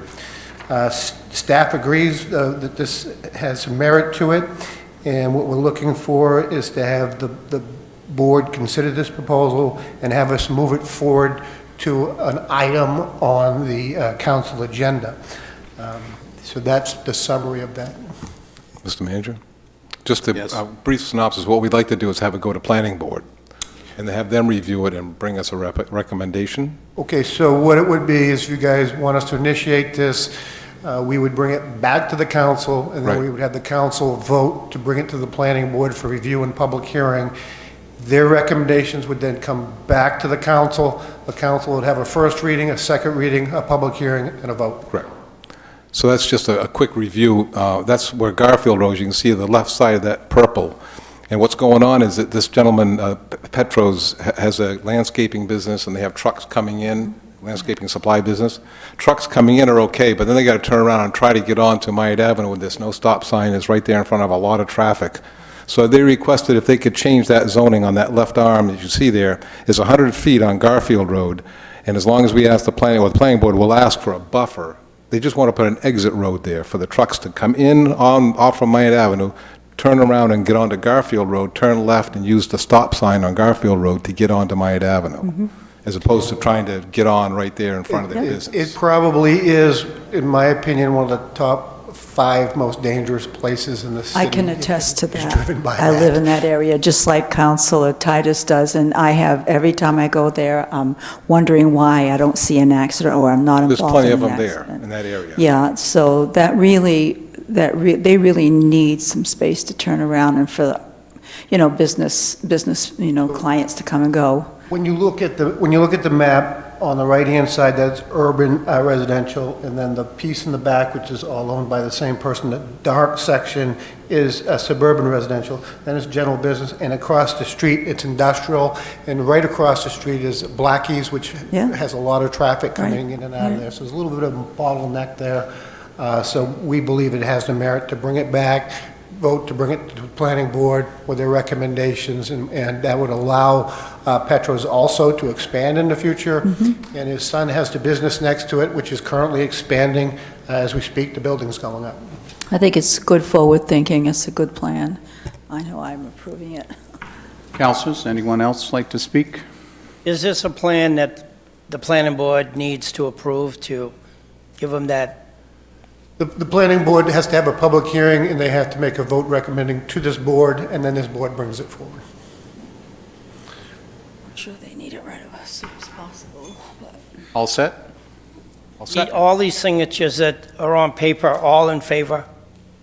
Those signatures are to petition to bring it forward, so that's a second way that could have been brought forward. The council can initiate this, the planning board can initiate that, a private person can initiate it by getting 25 signatures. When he started the signatures, it shows he has support for this. In that process, what we do is we charge $200. So what happens is that it covers our advertisement for 2 public hearings and our mailers to abutters, so that $200 covers that in staff time. And it keeps blatant applications coming in for zoning changes too. Councilor Titus took the initiative to have a sign and a second signer on it, so that brought it to this council through that process. Similar to what we did on Hampshire Street with the market there that needed, same process. No, this is badly needed, I mean, there's no question. We need to do it because if we don't, you're going to have those big trucks continuing to try to fight for a way to get out of their business onto the road, depending on which way they're going, and competing for the same time as Blackie's cars are trying to get in and out of theirs. At least with it further down, it's better visibility. People know there's a stop sign down there, and so they're in the line of vision versus the truck trying to dart out with no stop or no go sign in front of them. They go fast on that street. Councilor Hayes? Just as a side note, I'm wondering if that intersection with a stop sign should be reviewed for a light. So I guess if we're going to refer this to the planning board, to bring that question forward too, to have it reviewed with respect to the number of accidents and so forth. Are we reaching the threshold where through MDOT that they would consider a light at that intersection? Yeah, most of the times, lights are triggered by accidents, and amazingly, I haven't seen many accidents there, and I don't know why. It is a very dangerous area. I go through there every night between 5 o'clock and 9 o'clock at night, and it's dangerous.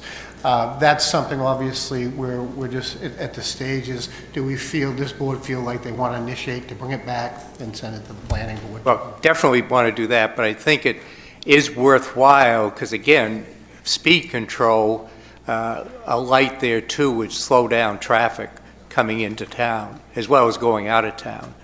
So I think that at least the question should be raised, how close are we to maybe justifying a light? Yeah, and we can look at that, and obviously we have up-to-date traffic counts there also. As far as the business, they're not open at nighttime. There's not a single night that Petros is open. Yeah, Petros and then his Sunshots next door is Sure, almost about the next seasonal. ones, yeah. And Blackie's is seasonal, but that has a huge traffic flow coming in. Oh, it does, but they're not open in the evening either, so. Anyone else? Michael, thank you. Next is an executive session to discuss a personnel matter pursuant to 1 MRSA Section 4056A. Do I have a motion? So moved. Second. We're not going into the regular meeting then, we're going to... I think the consensus was the council wanted to go into executive session. So we're going to be late starting the meeting, okay. Correct. Yeah. That's right. Okay. Are you ready for a vote? Ready? Okay. So, all those in favor?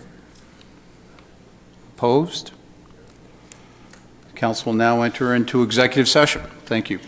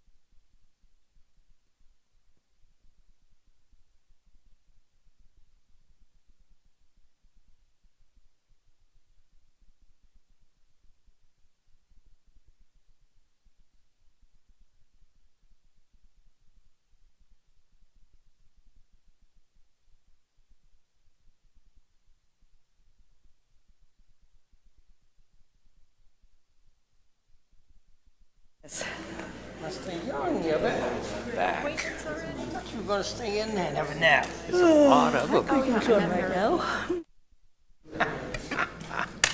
Are we all set? in there, though. We all set? Okay, we're on, so, Rock and roll, okay.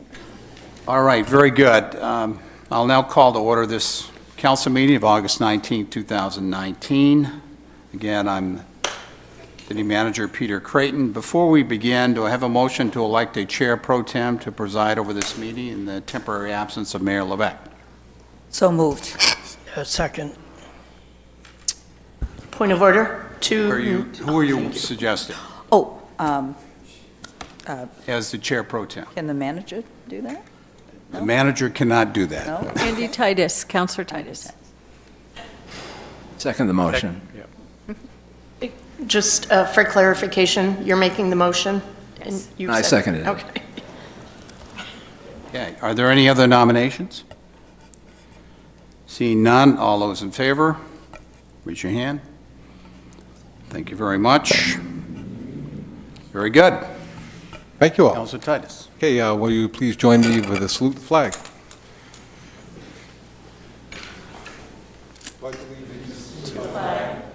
United States of America and to the republic for which it stands, one nation, under God, indivisible, with liberty and justice for all. Okay, thank you.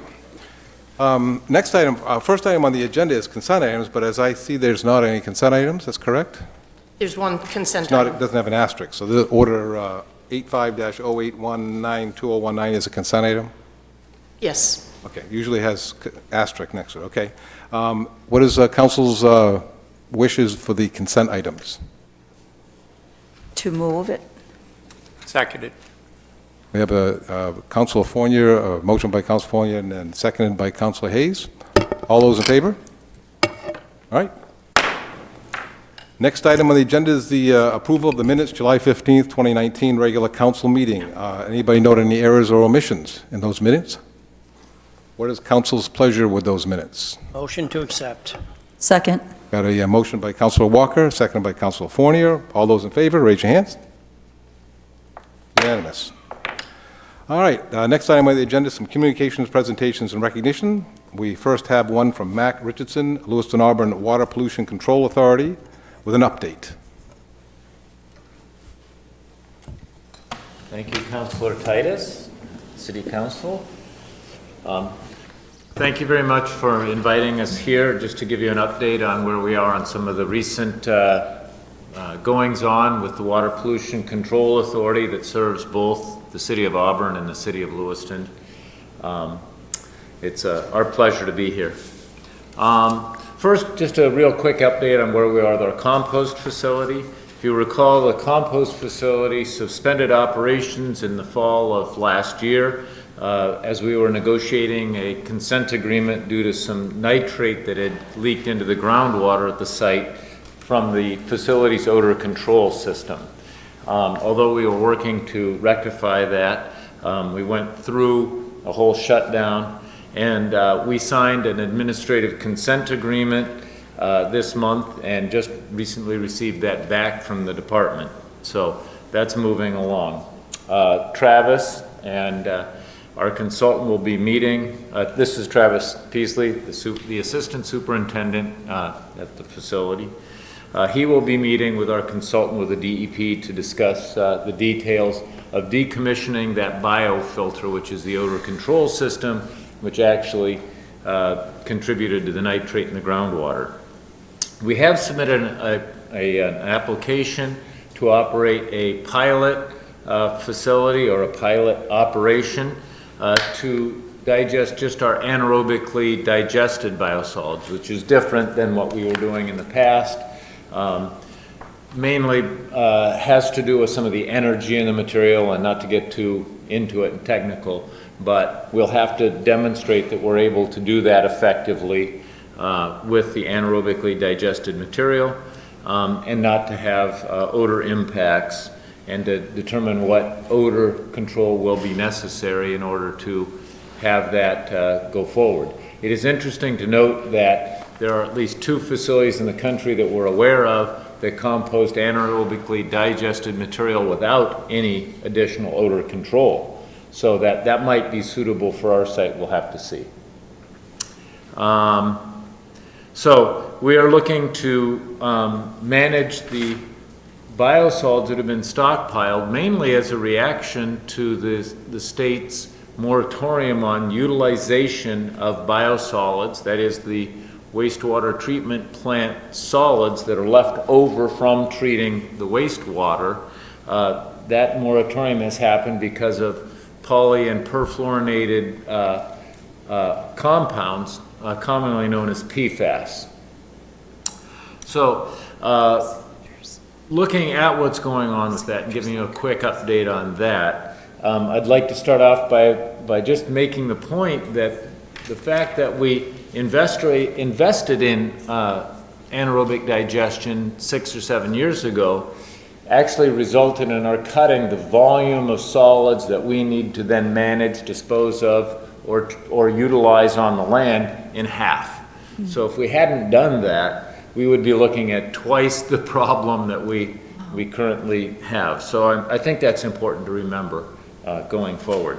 I'll also mention to you that overall in New England, as a result of PFAS concerns, predominantly in Maine, but also in New Hampshire, where they've passed some groundwater regulations, drinking water and groundwater, that are now having an impact on biosolids management. Costs in New England are increasing from somewhere around $80 a ton to be all in managed by a private firm to somewhere around $120 a ton currently. So it is a problem that is being experienced by really the region. It's not just Lewiston and Auburn. Again, as I mentioned, in March of 2019, DEP issued a moratorium requiring testing of all biosolids products, including what we have been doing, which is taking our material out to licensed farm sites in the surrounding area to use for fertilization for growing forage crops, predominantly corn and hay for cattle and horses. The results for our LOPCA biosolids, as were most in the state and in the region, were over the very restrictive screening standards that DEP had established. We've also tested the soils at our various farms because in order to apply them, we have to demonstrate that after applying the biosolids, they would not exceed those screening standards.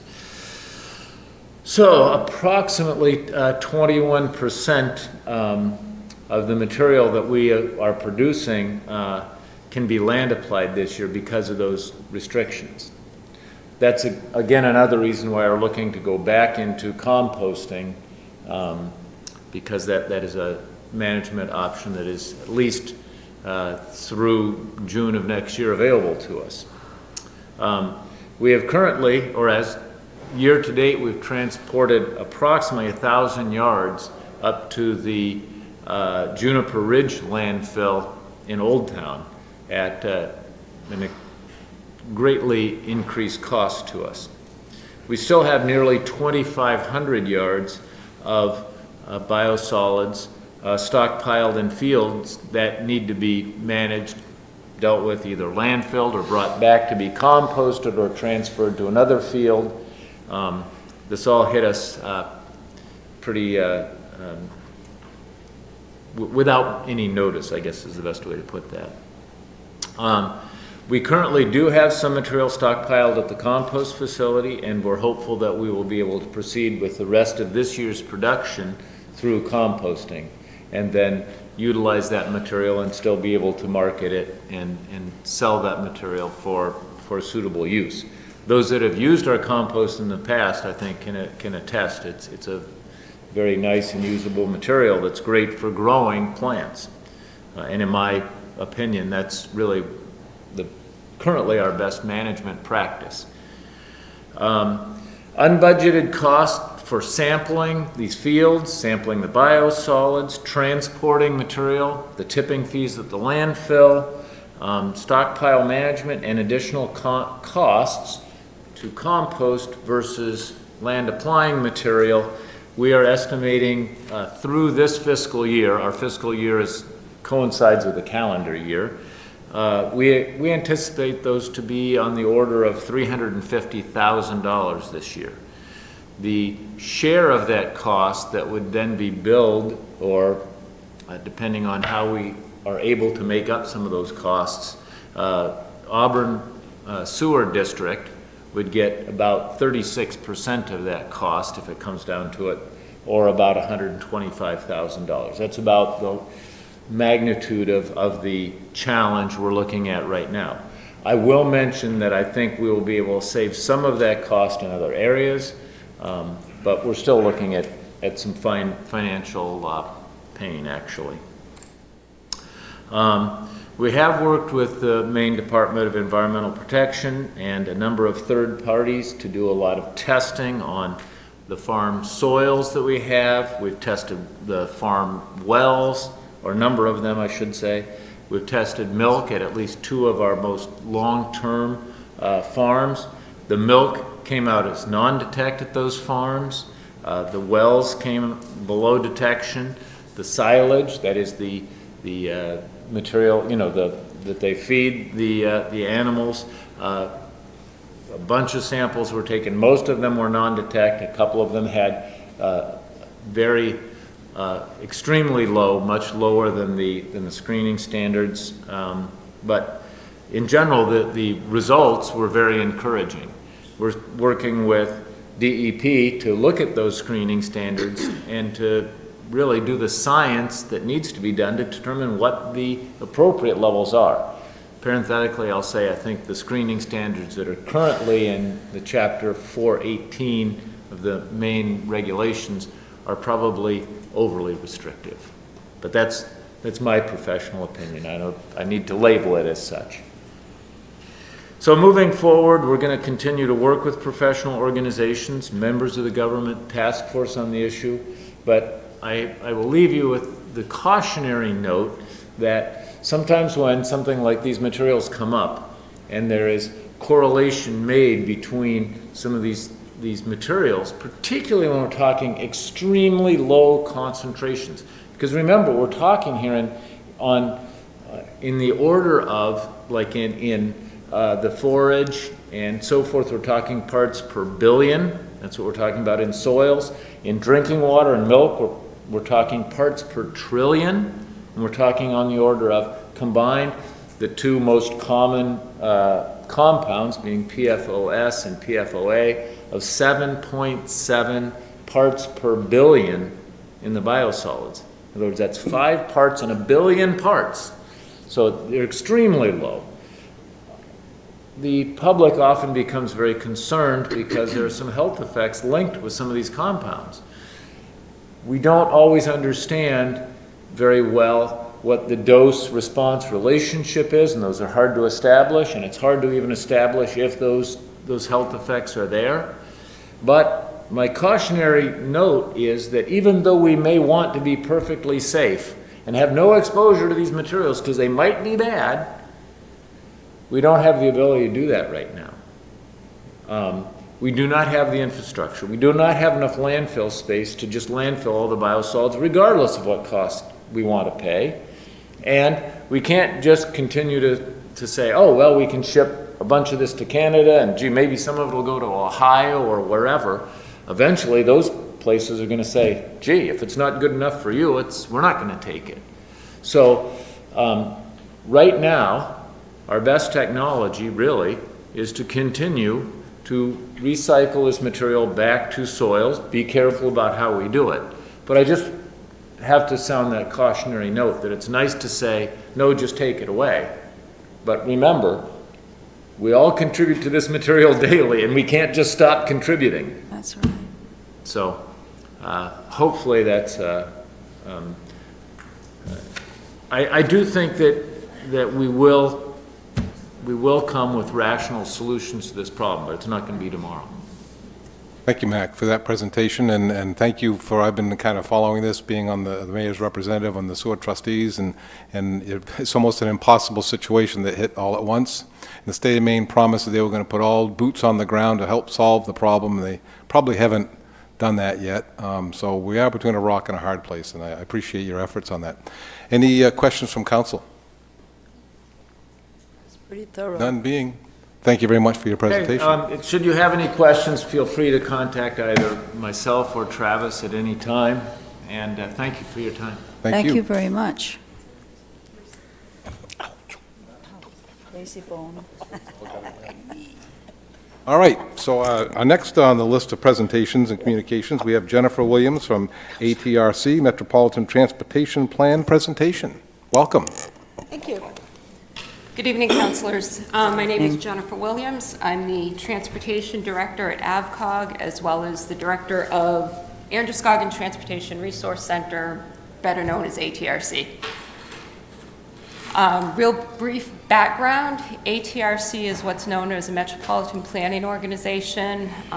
Federal requirements dating back to 1962 pretty much dictate urbanized areas with population greater than 50,000 require a Metropolitan Planning Organization. So ATRC has been in existence. Previous name was Lewiston Auburn Comprehensive Transportation Study, another mouthful, I apologize. Serving the areas of Auburn, Lewiston, Lisbon, and Sabattis. Real quick, ATRC is comprised primarily of two committees. We have the Policy Committee and the Technical Committee. Elected and appointed officials representing the 4 member communities, as well as AvCog, Maine Department of Transportation, and the Maine Turnpike Authority. And AvCog, under contract since the inception of the MPO, provides the professional staffing to ATRC. What you see here is the list of the committees as they stand currently. The MPO bylaws do not dictate who from each community will represent. We leave that really up to each community, whether they want staff, elected officials, appointed officials, however they do it. It's whatever works best for each community. All we say is we need something in writing from the municipality or the organization saying who the voting members are. What I've provided here is the list of the voting members for each. So for Auburn, you have Peter Creighton as your manager and Dan Goyette as the Public Works Director are the 2 voting members on Policy Committee. Technical Committee, you have Eric Cousins and Tony Bollier. There are also alternates to both of those, so there's a multitude of staff that can be involved with the ATRC work. And the makeup of the committee is comparable from each of the 4 communities. And then we have, like I said, Turnpike Authority, DOT, and AvCog has votes as well. Real quick, ATRC is responsible for surface transportation planning. So all modes of transportation, with the exception in our area of the Turnpike, because that is Maine Turnpike Authority, so we don't touch the interstate, but your principal arterials, your Route 4 corridor, your Route 100, 196 through Lisbon, Lewiston, the collectors, which would be in Auburn, would be similar to like Park Avenue, roads of that nature. We don't get involved with the local roads, more of your neighborhood streets, because our funding comes from primarily Federal Highway Administration. Our planning budget is actually 80% Federal Highway money. Maine Department of Transportation kicks in 15%, and then the 4 communities make up the difference. So we look at the roads that are considered functionally classified, collector and above. We also work with the DOT when it comes to questions about bridges or rail, very involved with public transit. Bike ped, I'm not quite sure what's going on the screen, bicycle and pedestrian planning, any of that stuff we have our hands in, traffic signal management, kind of across the board.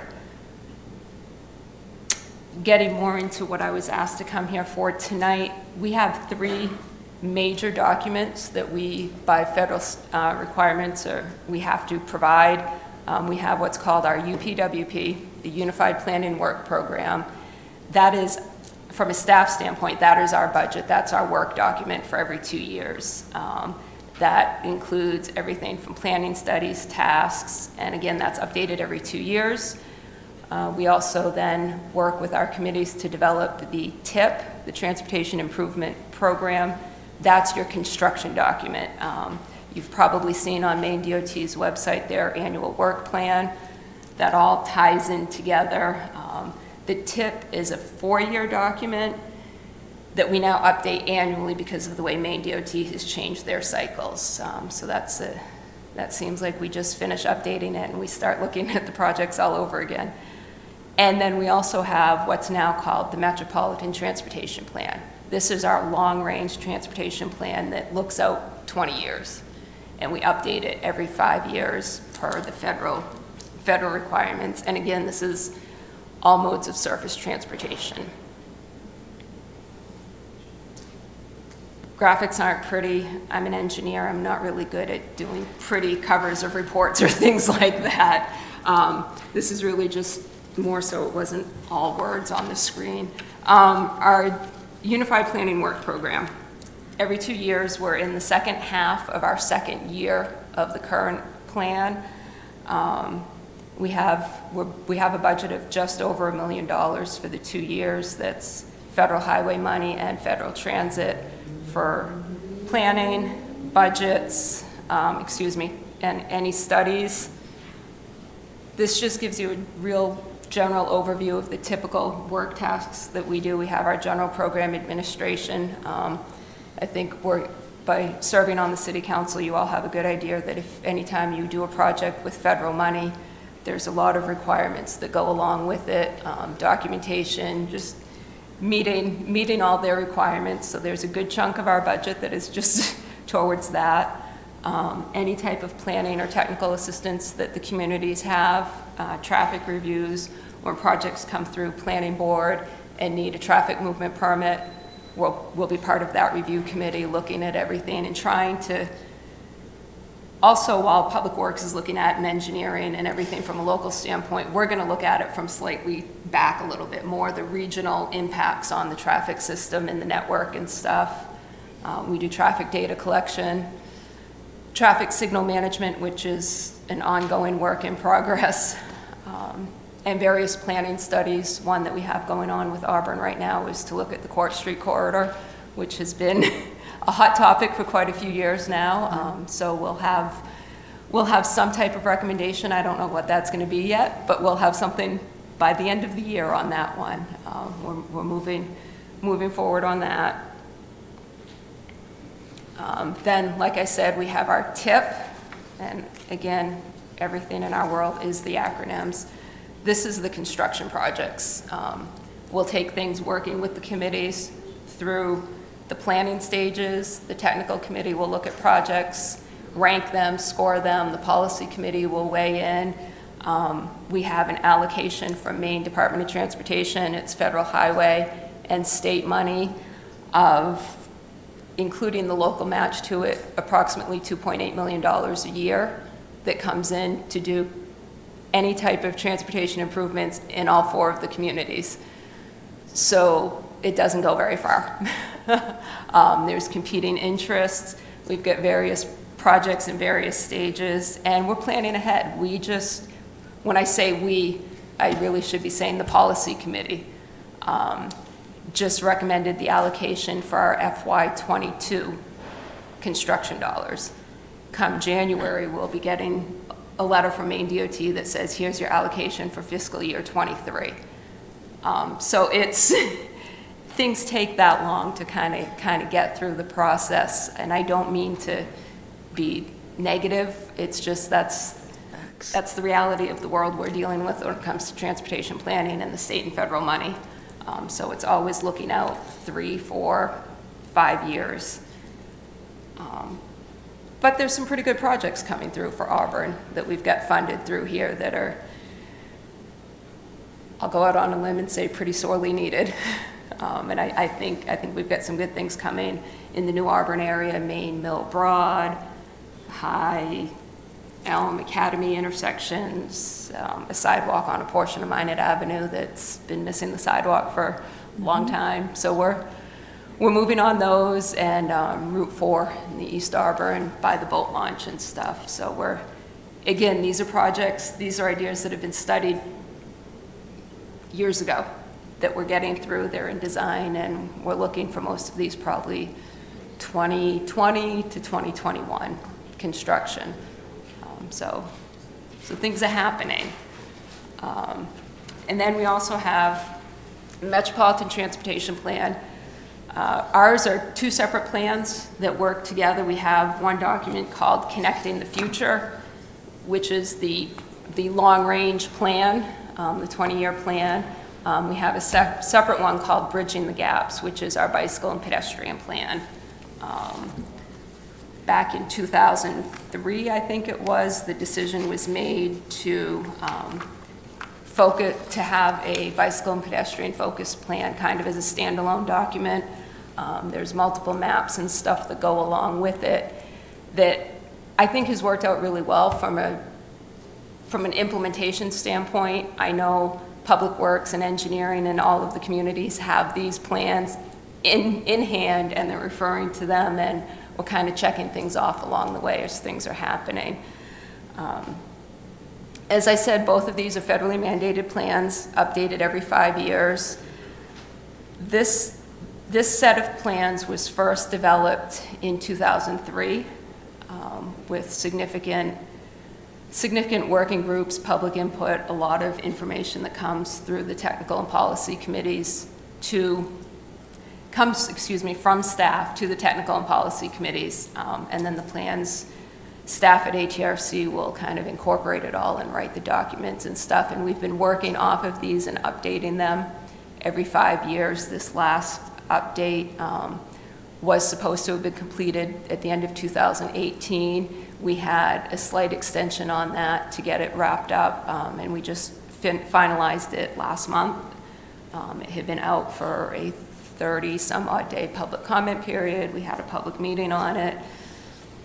Not very well attended, but we got the word out as best as we could. And this looks at really big picture stuff, things that have kind of been on radar screens, either that have come up from prior city councils through the communities, prior administration, public input along the way. Some of the key things that we're looking at in this plan is Route 4. For Auburn, Route 4 is a key one. The whole corridor, the whole stretch of it. Right now, like I said, we have a plan in design with DOT for the East Auburn out by the boat launch, but the whole corridor of Route 4, given the various interests on it, the built-up portion of Center Street with the commercial needs out there, the fact that it's a state highway, you've got access to Western Maine, you've got the logging trucks, you've just got so much going on, that's one that we're always kind of looking at to phase improvements and complete them. So we're working on it, but it's not done yet, so it's still in the plan. I think we're pretty much firm believers that it doesn't come out of the plan till it's done. New Auburn is another area that has been in our long-range plan for quite a couple versions of it. It's getting there, but it's not quite there yet. But there's a lot of things happening there. Projects that ATRC is funding that have come out of previous studies that have come out of this plan. Exit 75 is another one that we're monitoring closely. There were improvements. I'm going to use the term improvements a little loosely on that one. A few years ago with the addition of the turn lane and stuff like that. That's an area that we're looking at. The Turnpike Authority has been involved and evaluated. As more things happen, I know there are a couple industrial parks out there that are kind of not fully developed yet. As more growth occurs out there, that's on our radar screen to be looking at the Kitty Hawk Hotel intersection as well as the exit itself for future improvements. there's kind of a lot of different things, a lot of moving pieces to it. I tried to go through it and almost like, okay, if I was sitting where you are, what were some of the key things I'd want to hear? I hope I touched on some of those, but I'm not sure if I did or not. So what I want to do is give you this real quick. This is the staff at AvCog that works with the technical and policy committees regularly on all things transportation for ATRC. My email address is on there as contact, but now I guess I'd just say, is there something specific you had a question on that you want to hear from me? Councilor Lasagna. Ms. Williams, thank you very much. I think that it's great to hear things are going on because a lot of people in the community ask, why isn't something being done about X? And not to add to your workload, but you named a number of things that could just be a bullet point on 2 or 3 pages, just saying, here's what we're working on. I don't know if that's appropriate because you don't want to put it out there because they're in all different, but I just think there is a lot going on. It would be great to be able to tell people in a very succinct, coherent way what's happening. And the other thing I wanted to mention is if people want to see this process and engage in the process and be impressed by this process, that the Court Street next planning meeting is Friday, September 13th, I believe. I don't have my calendar in front of me. Right around there is the advisory committee. Yeah, and I think, having gone to a couple of those meetings, if you want to see how this actually works, and it's really impressive, and realize that this is just a small piece of everything that's going on, I suggest, recommend that people go to that meeting. Can't recall the time. It's September 13th at 10 a.m. here at Auburn City Hall. Thank you. And there's a lot of input from people who attend these meetings, which is great. But if there could be just a succinct, bullet-pointed, and again, maybe it's not appropriate, but here are all the things that we're doing, that would be helpful. I'd love to be able to show that to people who are asking questions about what's happening with X, Y, and Z. Okay, that's something that I think we can work with the staff, with the representation, on the technical and policy committee, and come up with a format that's going to very simple, give you the information you're looking for. Thank you. Any other councilors? I did have one question. Thank you for your presentation. I guess what what Councilor Lasagna was asking for was kind of a brief bullet point. I'd like to, maybe if there's a brief bullet point of the process. I mean, if we have 3 representatives from Auburn, maybe 4, on the voting committee that decide where the money goes in any particular year. So I guess the process is that the Auburn representatives bring a list of projects, and then they go into this pool to be discussed and then voted on, and the priorities are listed by this committee by vote, or how is it decided what corridor, what road is fixed first? Okay. All right, this is what I can do now. When we're talking construction projects, the way the process works is each of the 4 communities, you go to engineering or public works. I mean, if you were to ask Dan right now, I'm sure he could give you a list of priorities and important things for the city and stuff. We at ATRC over the years have developed with the committees a scoring criteria, and there's form that they submit and stuff, and every few years we say, okay, you get 3 weeks, whatever the time frame is, send us whatever projects you want to be considered. We have the scoring criteria, so then George in our office will kind of go through, here's the projects that's submitted, we look at traffic volume, we look at pavement condition, we look at growth in the area, we look at the classification of the road, we look at safety. Is it on a truck route? Is it on a transit route? Does it have bicycle and pedestrian facilities? We look at all of that, run it through the scoring criteria, and we get the prioritized list strictly based on technical ranking. Technical committee weighs in, says, yeah, that seems right.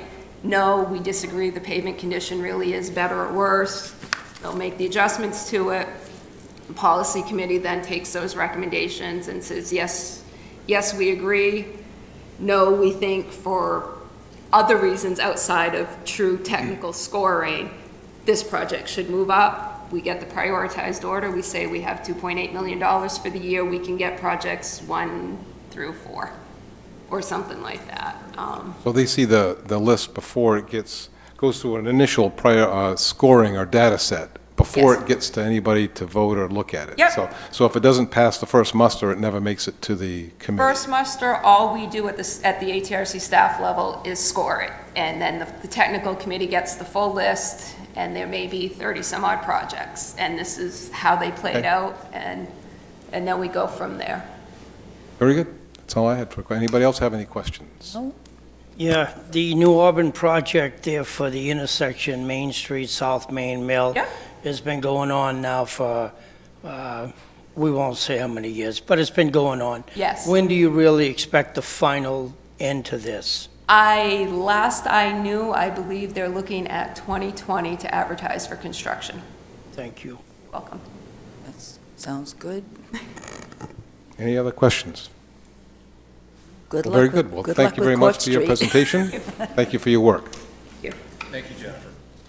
Nice job. This might- Okay, that brings us to the first open session of the evening. Anybody who'd like to come up and speak that is an hour, that would like to speak, please limit your comments to 5 minutes and state your name and your address. 5 minutes. 3 minutes, I'm sorry, 3 minutes. It was 5 minutes, it's now 3, that's right. I remember. My name is Larry Pelletier, 129 Second Street. Several months ago, I came before you and talked about the possibility of requiring folks to put their trash in a trash receptacle. And I was just wondering if there's anything happened to that request. Everybody's looking at it. I believe this is the city manager. We're talking about it, Larry. Okay. Yeah. About halfway up the trash receptacle. I'd like to tell you something more definitive, but that's the honest truth.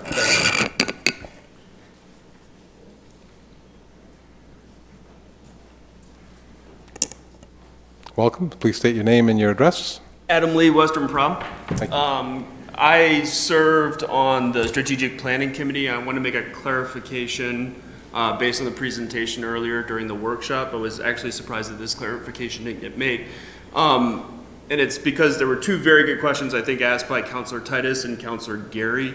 You expressed some concerns about the policymaking functions being existent in the document rather than with the council. And I think this is something that we were very clear about at the committee level, that there weren't any specific policy recommendations coming out of that document. So there are some specific policy recommendations in the appendices, but those should not be looked at as representations of what the committee was endorsing.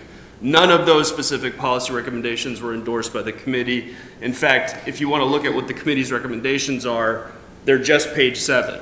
They're broad categories of things that the council should be concentrating on and implementing specific policies. There's actually a couple examples in the appendix of specific policy recommendations that were discussed at the committee and specifically rejected. And I'd like to point out one specific example is water filtration, which I think was something that you expressed, Councilor Titus, was a concern you had whether this was making a recommendation for water filtration. Some of the language that was presented to the committee recommended, one of the recommendations on page 7 says protect Lake Auburn, and the original language that we were provided had and provide access to it. In fact, the committee rejected that language. So when it comes to specific policy recommendations, that's not what this document is there for. It's for page 7. It's for those recommendations there. And, I'm not making this up. Councilor Lasagna was present for this, as was the city manager, and I think they can confirm to you that that's what the committee came up with. And may I just add, I think one thing that's important and that Mr. Lee pointed out during the last meeting is that you can see the history of these decisions if you go into the appendices in the document, and I think that's very important if you're interested, and Councilor Titus, you probably are, but the history of the decisions and where it came down on, we are not creating policy or even suggesting specific policy. Right. Yeah, and I think it's important that page 7 came after some of the prioritization schemes that were in the early parts that are represented in the appendix. so that you can trace that. You can say, okay, there were these things that were recommended, but when those things don't make it to page 7, you can see that the representation of the committee was, we considered these things, but we're not making them specific recommendations of the committee. Well, I appreciate you bringing that up, because my concern was that this whole book would be the document we'd be looking at. Look at page It's not- 7. Page 7. Right. And that's what the implication might be. Thank you very much, Thank you. Thank you. Councilor Lee. Anybody else wish to come before open session?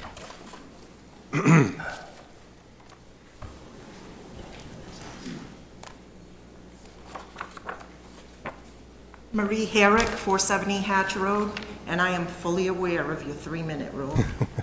I just want to say, I want to thank Councilor Gary for your letter to the editor in Twin City Times.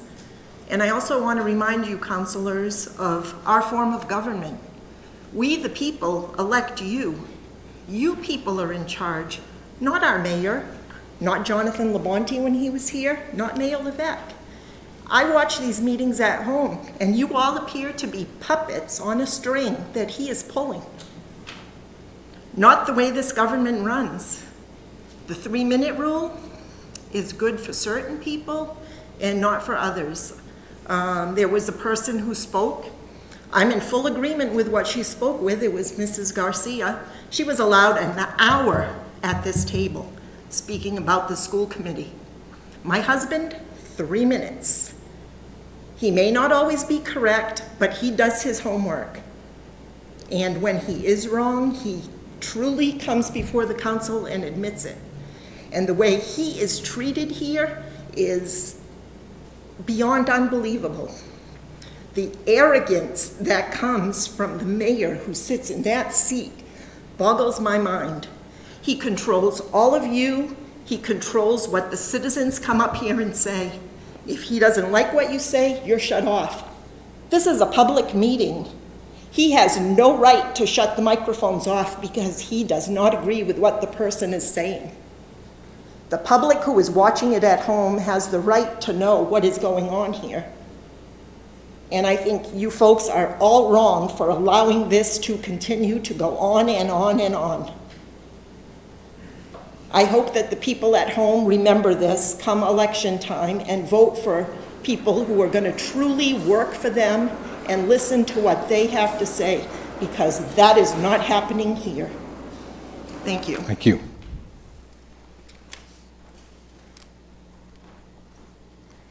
Anybody else wish to speak before council? Seeing none, I close the first session. All right, on to unfinished business. First item on the unfinished business is order number 10-07152019. What is council's wish for this order? Motion to accept? We have a motion from Councilor Fournier to accept. Second. Second by Councilor Walker. Any discussion? Hearing none. This would be a... Second reading. Yep. Okay, so we'll open this up for a public hearing. Is there anyone in the audience that wishes to speak to this ordinance regarding the... this is a signed ordinance that has to do with the DOT signage, I believe. So it's something we've looked at once already. This is the second reading. Having none from the public, I close the public hearing. Back to the council. Any more discussion? None being, we go for a raise your hand vote. All those in favor of the order? Oh, excuse me, it has to be a roll call? I'm sorry. We need a roll call vote. Counselor Gary? Yes. Counselor Lasagna? Yes. Counselor Hayes? Yes. Counselor Titus? Yes. Counselor Fournier? Yes. Counselor Walker? Yes. Counselor Young? Yes. Unanimous? All right, item number 2. Ordinance 09-05202019, adopting the proposed amendment to Chapter 60, Section 60 of odors, public hearing, and first reading. Do I have a motion from Councilor? I move to accept. Second. The motion is made by Councilor Lasagna, second by Councilor Walker. Any public comment on this? Seeing no public comment, bring it back to the council. Let's see now. Roll call. It's going to be a roll call vote on this one as well. Counselor Gary, Yes. Counselor Lasagna, Yes. Counselor Hayes, Yes. Counselor Titus, Yes. Counselor Fournier, Yes. Counselor Walker, Yes. Counselor Young, Yes. It's unanimous. All right, on to new business. Item number 3 of new business, adopting, is order number 11-081-92019, adopting the proposed amendment to Chapter 60, Section 60, 201A1, use regulations, permitted uses, public hearing, and first reading. Do I have a motion from Counselor? Motion to accept We have a ordinance. We have a motion by Counselor Fournier, Second. second by Counselor Walker. Let's see, does this have to go into public hearing? Yes, so at this point, any public comment? We're at public hearing. Having no public comment, bring it back to the council. Any more discussion on this particular order? Then I'll ask for a roll call vote. Counselor Gary, Yes. Counselor Lasagna, Yes. Counselor Hayes, Yes. Counselor Titus, Yes. Counselor Fournier, Yes. Counselor Walker, Yes. Counselor Young, Yes. Passes unanimously. All right, next on the item 4, ordinance number 12-0819-2019, adopting the proposed amendment to Chapter 60, Section 60, use regulations, permitted uses for public hearing. And this is the first reading. Do I have a motion from a counselor? Motion to accept. Second. Okay, we have a motion by Counselor Fournier, second by Counselor Walker. I now open it up to any public discussion. Having none, close the public hearing portion. Back to council. I guess we'd have to have a roll call vote unless there's any more discussion. Yes, Counselor Gary. Thank you, Mr. Mayor. Mr. Pro Tem.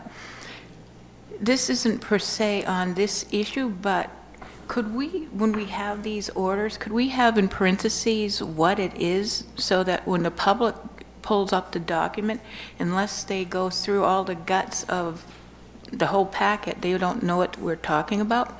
So if we could just have like a little title phrase of what it is for future reference. We do have the information sheets, but we can talk about how to do that. And anytime more somebody would like to have a staff member just do a brief explanation on any of these orders, that would be appropriate as well, correct? Yes, and of course, we could do that now if you need one. No, I just want for future reference, because we've been reading a lot of numbers and voting, and if people aren't familiar with the different codes, what we've been working on, they have no idea. So if they just had a little title for those that can see this, if they see it at home on the screen, or people here in the audience that just grab a sheet. Okay. Hearing no more discussion, are we ready for a roll call vote? Okay? Counselor Gary, Yes. Counselor Lasagna, Yes. Counselor Hayes, Yes.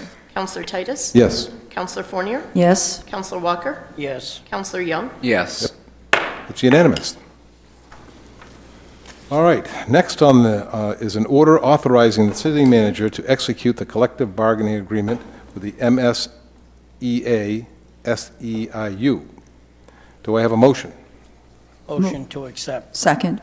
We have a motion by Councilor Walker, second by Councilor Fournier. Do we need to read out the actual number of the motion, of the order? We can do that. It's order number 86-08120, 819-2019. Thank you. I open this up to public comment. Seeing none, we'll close the public comment section. At this point, I think we ask for, if there's no more debate on the issue, then I ask for a show of hands in this case. All those in favor, raise your hands. Those opposed? It's unanimous, 7-1. All right, next order number 87-081-92019, authorizing the city manager to execute the collective bargaining for the IAFFA Local 797, which is the fire department, as I understand it. Do I have a motion? Motion. To accept. Second. We have a motion by Councilor Walker, second by Councilor Fournier. I open this up to public comment. Seeing none, I will close it to public comment. All right, is there any debate with council? That's back to the council.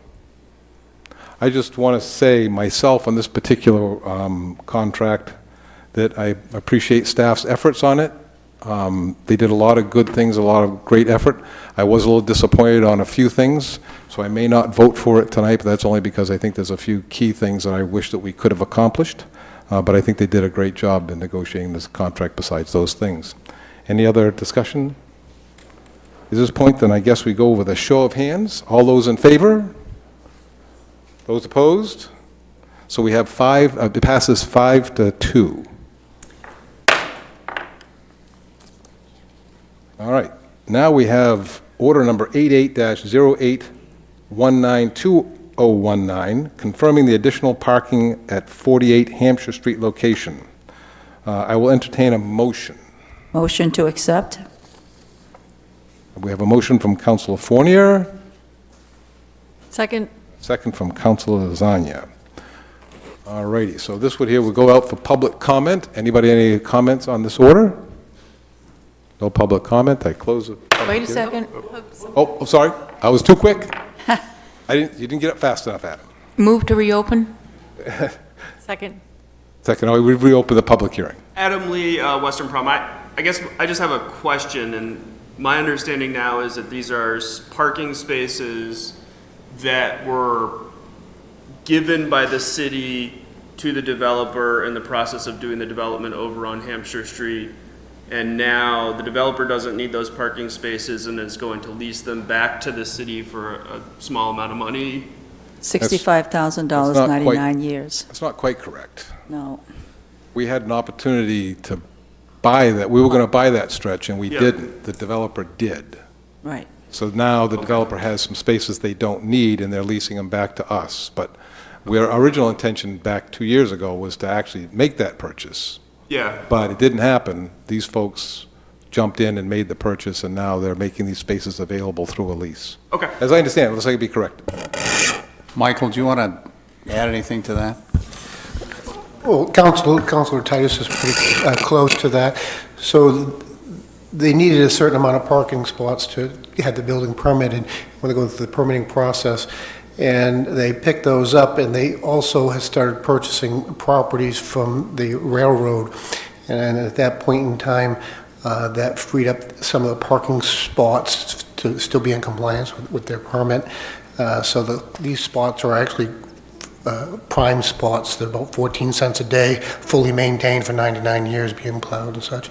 And in reality, we budgeted for this, and the reason this is coming back for a vote to confirm this contract's been signed is because they have state tax credits and took federal monies, so their lawyer and accountant wanted us to bring this in just to have this lease confirmed. Yep. What's the cost? I'm sorry. $65,000. $65,000, so it's $5,000 per spot. We can't even build them for that. And the 99-year lease includes the maintenance, the plowing, the sanding, anything that goes along with that. Thank you. And one other point that I wanted to make too on that is that it was in the CIP for 2019 and 2020, which leads us back to looking at that CIP specifically, because we approved $270,000 in 2020, not specifically for this, but we're using that part of that money for this, because library parking is mentioned in the CIP description. Yeah, that is correct, and we're going to continue with the downtown walkability and parking. Correct.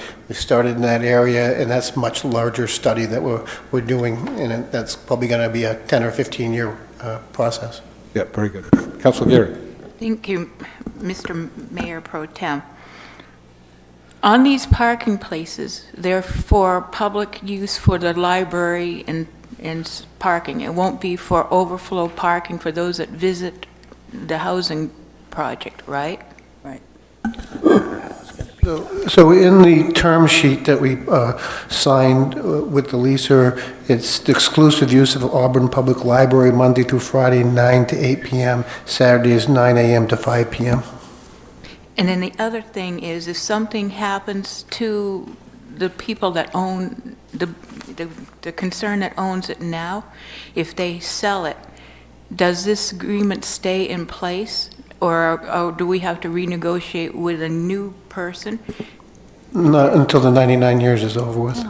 So no matter what happens to the housing, we've locked in these spaces. That is correct, which is a much better lease than we have in the other properties with the railroad. Thank you. Hi. Hi there. I was kind of watching council, but go ahead. Okay, I'm Mamie Anthony, I'm the director of Yep. the Auburn Public Library. One of the things that we would like to see done with these spaces is to make them staff spaces.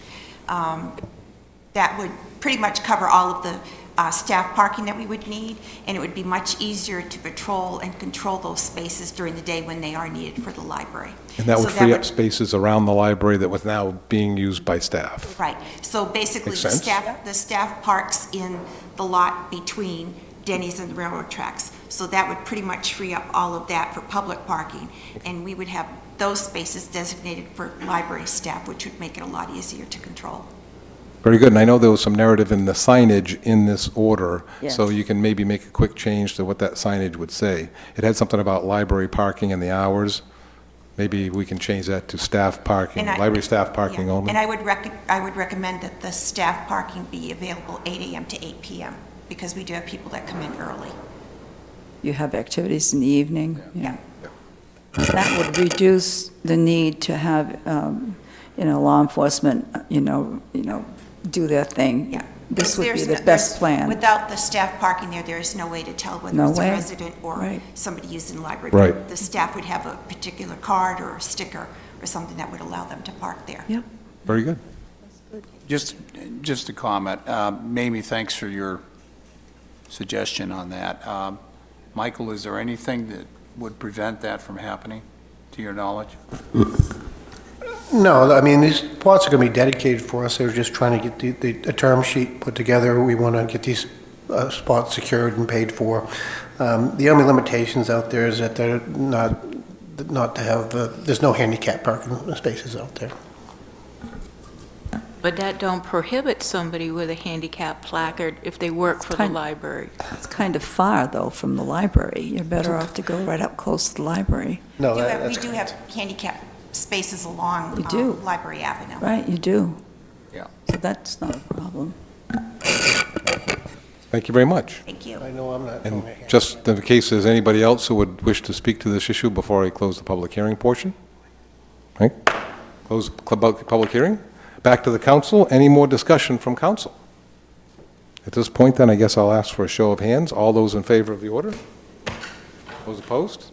Unanimous. All righty. The next item on their agenda is going to be an appointment of a few people to committees, and maybe Councilor Gary would like to take the lead here. Thank you, Mr. Mayor Pro Tem.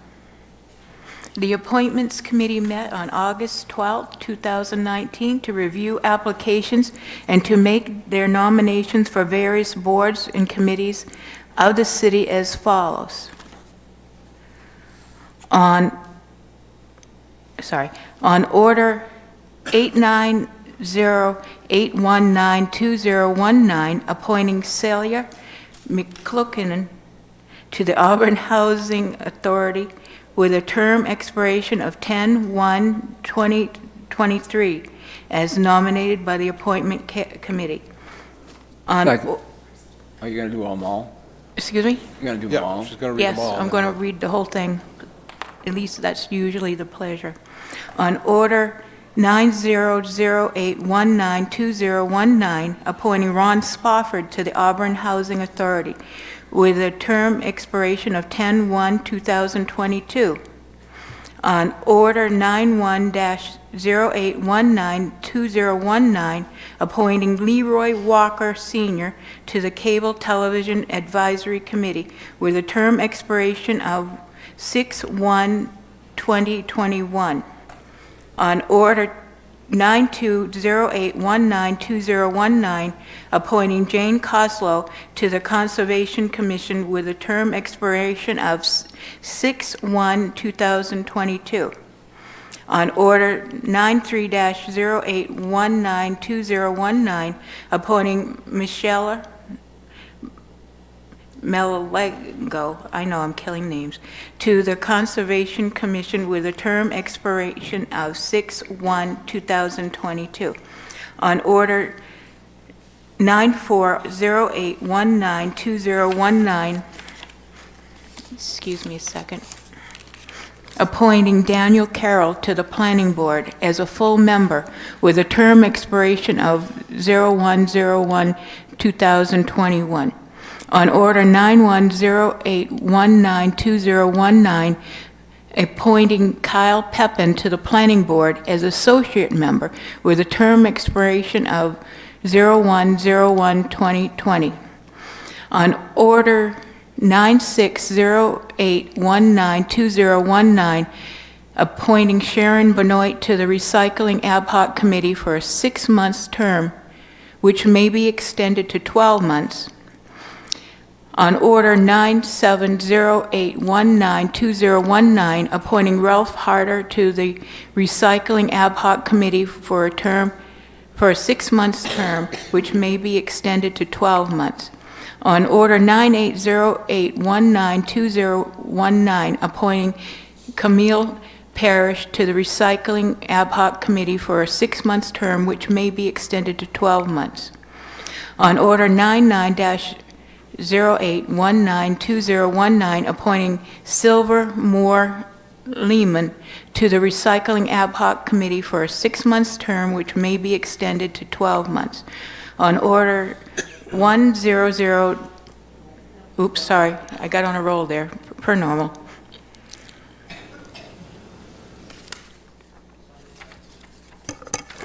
All set? Yes. Motion to accept. Second. Thank you. So we have a motion by Councilor Walker, a second by Councilor Fournier. Is there any discussion or any reason why? Point of order. Councilor Gary made the motion. Oh. Councilor Walker, you're seconding. Okay. Councilor Gary made the motion, Councilor Walker second. Is there any discussion or any reason to go into executive session that anybody sees on this list? If not, then I guess we'll call for a raise of hands. All those in favor? Those opposed? It's unanimous. All right. Next item on the agenda, order number 100-08192019, accepting the transfer of $1,175 forfeiture assets in REM in U.S. currency to the Auburn Police Department Unified Criminal Court docket number CR 184372, Sean Thompson. Do we have a motion? Move to accept. Second. So we have, I think it was Councilor Lasagna was made the motion and Councilor Gary. Gary. You sound a little bit. Councilor Gary made a motion, Councilor Walker second the motion. All those in favor? Oh, wait, this is a, right. Raise your hand. Those opposed? Unanimous. Next order is order number 101-081219, accepting the transfer of $1,213.75 forfeiture assets in REM and U.S. currency to the Auburn Police Department Unified Criminal Docket number CR 17-1753. Rasham Johnson. Move to accept. Second. Motion by Councilor Young, second by Councilor Fournier. Any discussion? All those in favor, raise your hand. Opposed? Unanimous vote. All right, I guess on for reports. The mayor is not here today, so I suppose that we will just not have a mayor's report. Council reports, and we'll start, I guess, with Councilor Young and work this way. Okay, the Night House was open the last Saturday, and it will be open again this coming Saturday. The activities were mainly for the youth, but some adults were there enjoying of, what do they call it, taking corn cobs and putting them through and shelling them out, I guess. And then they said you could take that dried corn and go to a grist mill and make cornmeal out of it. But we don't have a grist mill there yet, so you'll have to, you can go this Saturday. Hopefully we'll have some cobs, and it's a crank. You crank it up real fast, and you drop the cob in there. Councilman Walker says he'll be there. Thank you. All right, Councilor Walker. Yeah, this past weekend, the Balloon Festival, we spent a lot of hours there. The age-friendly group volunteered to take on quite a few hours, and I think we did a pretty good job. We were in the soda booth. We took in about $2,700. I don't know what that comes out to and our share at this point, because you got to pay for the product, you got to pay for the booth, you got to pay for this and that. But in the end, they will write a check to the City of Auburn Parks and Rec, or at least the Recreation Department. So we had a great time, a lot of good people. We met a lot of good people. Disappointment was the balloons did not go up until Sunday night, but we finally did see about 12 of them, I guess, that took off, and it was still pretty windy. Some could not get up because of the wind, but at least some people enjoyed Sunday night. So we had a great time. We'll go back again next year and try it again. Maybe we'll make twice as much money, I hope. Go. And next Tuesday night, Sabrina will be at Rolly's Diner, United New Auburn Association, 6 o'clock. So come on down, listen to what she has to talk about for the great city of Auburn, recreation, and many other things coming to our area in the next few months. Thank you. All right, thank you, Councilor Walker. Councilor Fournier. I was not present at the August 7th school committee meeting because I was on vacation in Delaware, so I will have something to report next time. Okay. Myself, I attended the Auburn Sewer District Trustees meeting, as well as the Water District Trustees meeting, July 16th and 17th. At the Sewer District Trustees meeting, we did talk about a few things. We're doing. We're going to have our legal counsel come in and explain to us our rights and responsibilities, which is really good. We're also talking about superintendent evaluation, which is something that hasn't happened in a while, so that is something that we're moving forward with.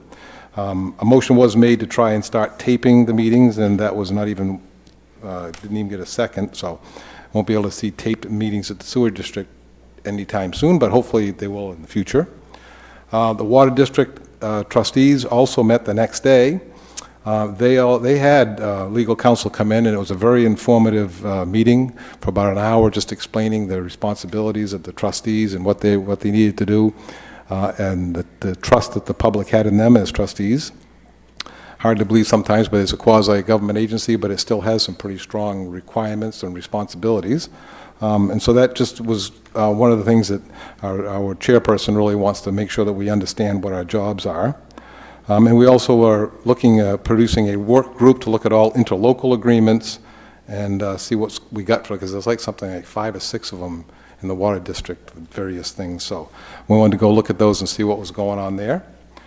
Also, as it relates to the Water District, Sid Hazelton, superintendent, wanted me to read you an update on the alum treatment. Everybody's probably seen this boat floating around, this barge around the river, around the lake, and has been doing the alum or aluminum treatment, sulfate treatment, which is designed to surround the phosphorus and make it drop to the bottom of the lake, which then it's not in our water supply.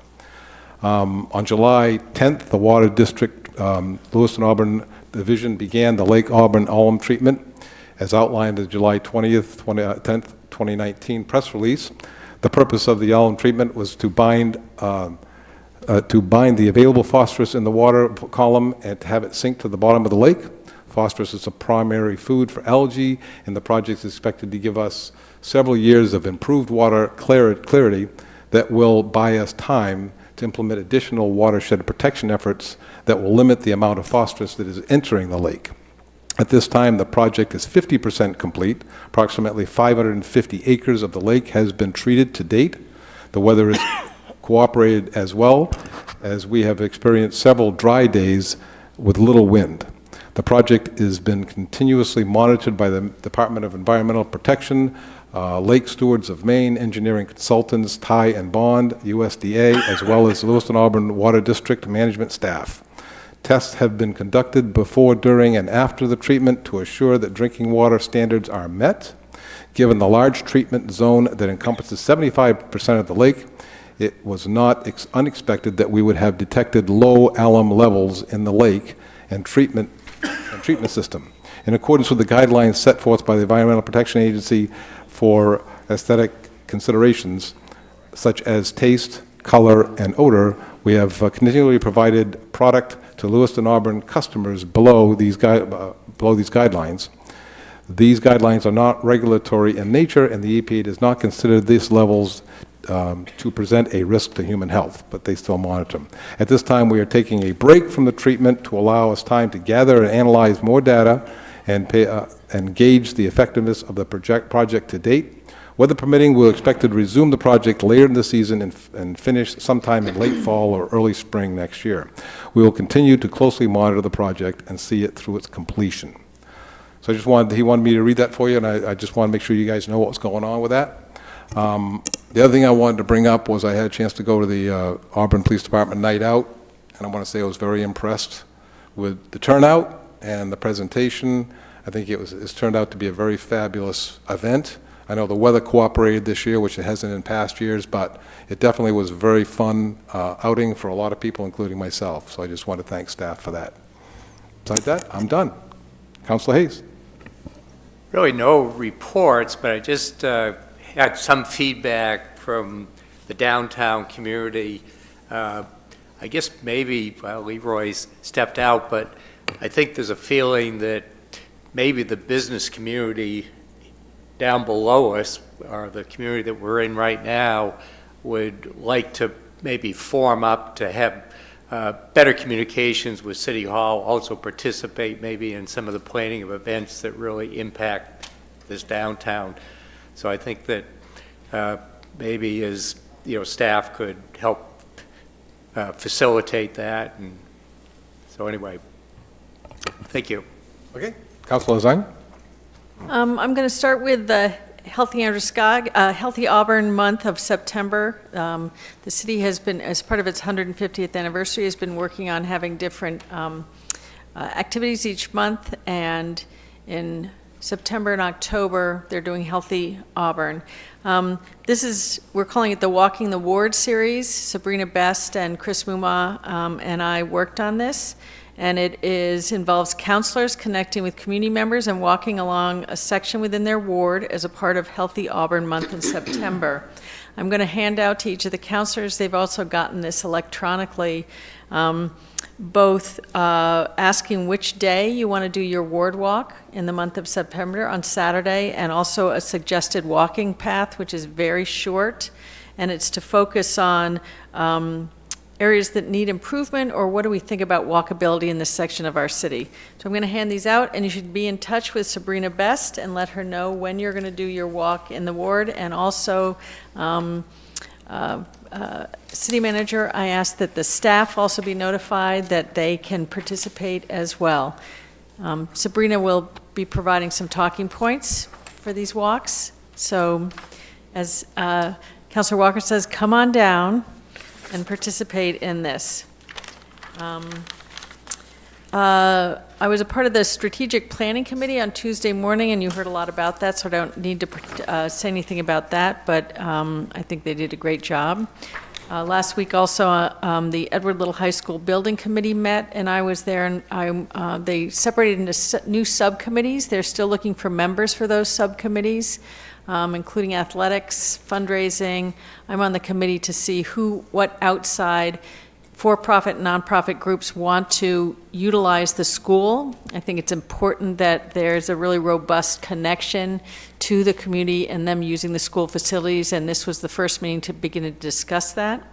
And also, last week on Tuesday, the Ag Ordinance Committee, that is the committee to set up the Ag Advisory Committee, which we're calling the Ag Committee now, met to go through the proposed ordinance to set up that committee again, and it's in final draft form and will be presented at a joint meeting of the Planning Board and Conservation Commission. Thank you. Thank you, Councilor Zanya. Councilor Gary. Thank you, Mr. Mayor Pro Tem. I too was able to go to the police department's National Night Out, and this year I was privileged to work at a table with Sabrina Best with the Recreation Department. We hand out all sorts of brochures and things dealing with the rec department, and Sabrina got really into playing rock, paper, scissors. Anybody that came up and challenged her, whether it was an adult or kid, if they beat her, she has a mean streak. I mean, she don't get even, but she was very good at it. She didn't win, I mean, she didn't lose very many, but we got rid of what seemed like over 100 T-shirts, and we made a lot of kids and a few adults very happy to get them. And they're all so happy that to be able to participate and do things. I think that's a great part of our Auburn history, is to have the National Night Out. And I too have heard about businesses that would like to be able to participate, so that it would have a whole long corridor of all the businesses, so that all the people that come to just Festival Plaza would know it's not just Festival Plaza. They could go towards the ice cream shop, or they could maybe even go up to the pizza place up here around the corner. And maybe we could even have some sort of things in our lobby. I mean, I know it's a little bit of work, but hey, I'm sure counselors and people can volunteer to man different stations if the city would like to grow the National Night Out bigger and better. Because I know every year it gets bigger and better than the last. And where can you go have a whole night's entertainment of listening to music, watch kids playing games, watch them bounce in a bounce house, and get a free hot dog and a cup of lemonade or punch?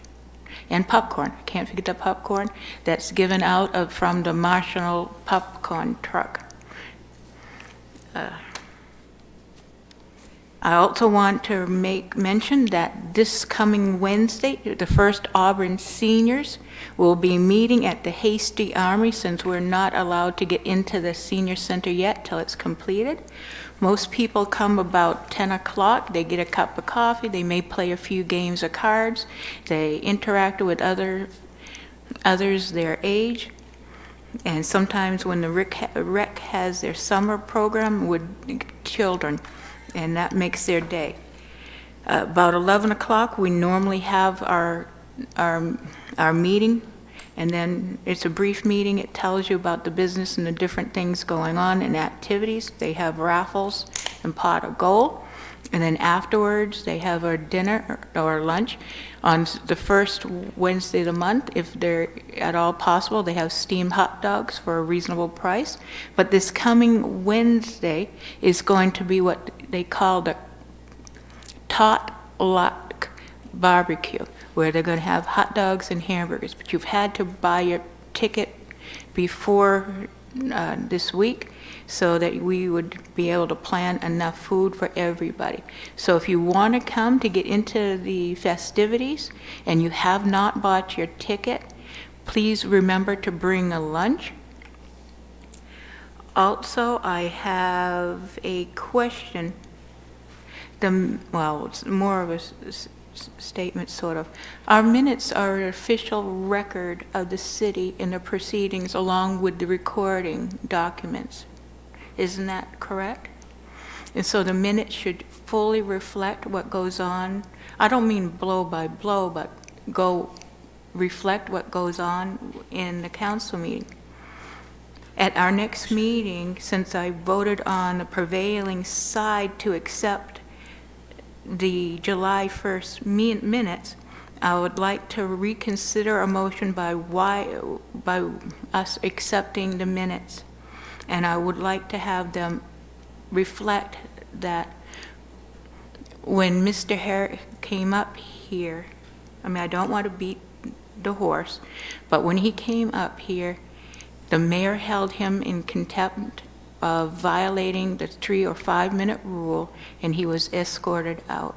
Because future people that look at the record, they'll just say, oh, it's just a regular meeting. But things happened. I don't want things under the carpet.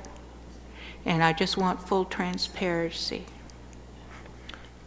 I personally can't answer that question for you, whether the minutes have to be verbatim where we have a recording. If you don't have a recording, minutes are a little bit more vital. So I would have to get that to staff and see what they say about that. Minutes are not verbatim. We're only required to note council action. Yeah, and the open session is something that is a voluntary thing that council and the mayor does. It's not a Right. public. But when the tape was supposedly shut down. People at home didn't hear what was going on. I'm not saying a blow by blow, but it should be recorded somewhere what happened, and it wasn't just somebody coming to speak and go. If there's something missing from the record or from the tape, that's something we'd have to address. It's recorded. It's recorded, okay. Okay. Mr. Mayor, Pro Tem. Yes, yes, Councilor Young. I'm anxious to get August over, I guess. So I may have misspoke about when the Night House is going to be open again. Okay, I'll let It's you the correct it last this once. Saturday of the month, not the next Saturday. Okay. Unless the next Very good. Saturday is the last Saturday. Well, I'm going to allow you to do that because I'm going to add one more thing too, and being Mayor Pro Temp, I'm going to have a second bite also. I forgot to mention that tomorrow at 4 o'clock is the Auburn Sewer District Trustees meeting, and on Wednesday at 4 o'clock in the same building with the trustees for the Water Department, District will be meeting as well. And that will be at the Water District offices. Just forgot to mention that. So if you could make that correction, that's what I actually said. 31st. There we go. All right. Next would be the city manager's report. City Manager of Creighton. Thank you, Mayor Pro Tem. I just want to thank the staff who've been involved with the Balloon Festival, National Night Out, Summer Festival. There's a lot going on in this city, a lot of activities that take place, and staff have really ramped up to do a great job, I think, with these activities. Not that we're perfect, but I feel very good about the things that we're doing. Just want to mention that the senior center renovations are going forward, and I'm feeling very good about that at this point. I think that's really going to be an asset for the community. And I want to mention also, Phil and I went to, the Assistant City Manager and I went to the 74th New England Management Institute here in Maine, which was the Maine Town City County Management Association annual meeting. It's important to me that Phil, who's been a police chief for many years, and a distinguished police chief in the state of Maine and nationally known, is welcomed into the profession that I've been in as a town, city, county manager for many years. And Phil knows some of the managers.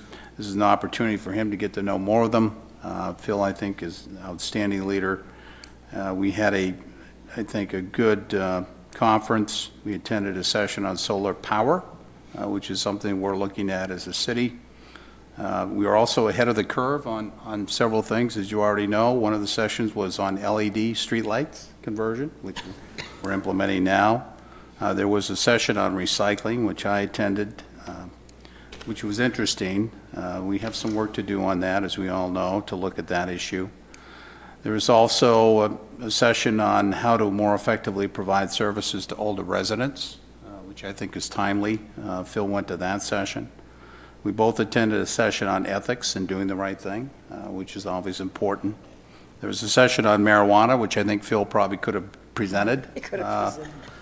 That was very good. And then there was a session on opioid use, and these are just some highlights. I think it's important to have professional development for our team here as a city, and I'm pleased to be part of it. Thank you very much. All right. Thank you, Mr. Manager. Last on the list of reports would be Finance Director Jill Eastman with the June and July 2019 monthly finance report. Okay, I gave you a June report. It's pre-audit. I have completed probably 95% of the entries, but there's a few that can't be done until at the end of August. And right now, our revenue is at 99.61%, which is pretty darn good. I think that's the highest I remember seeing in a long time at this point. Current year tax revenue is at 98.85% as compared to 96.26 last year at this time. 2% is quite a bit out of $40-some million, so that's. And excise tax is at 110%, revenue sharing is at 103%. So those are good numbers. Our revenues are, our expenditures are at 96.62%, which is about 0.4% higher than last year, so we're right on target of where we normally end up. I believe that when all is said and done, our fund balance will probably increase between $300,000 and $400,000. But the auditors are due here next week, so I've been working hard at getting all that stuff ready. And once we have the report completed, we'll do a formal presentation of this fiscal year. But I truly believe that we did do what we wanted to do and kept the taxes where we did, but also were able to increase our fund balance a little bit, so. Very good. And then I gave you a July report, which there's not a whole lot of activity in July because most of the July activity is we're working on June. Most of the bills we pay are for the prior year. So it's a small amount of activity, but I wanted you to just see it. We're pretty much the same as we were last year. I didn't see any red flags, and of course it's very early in the process.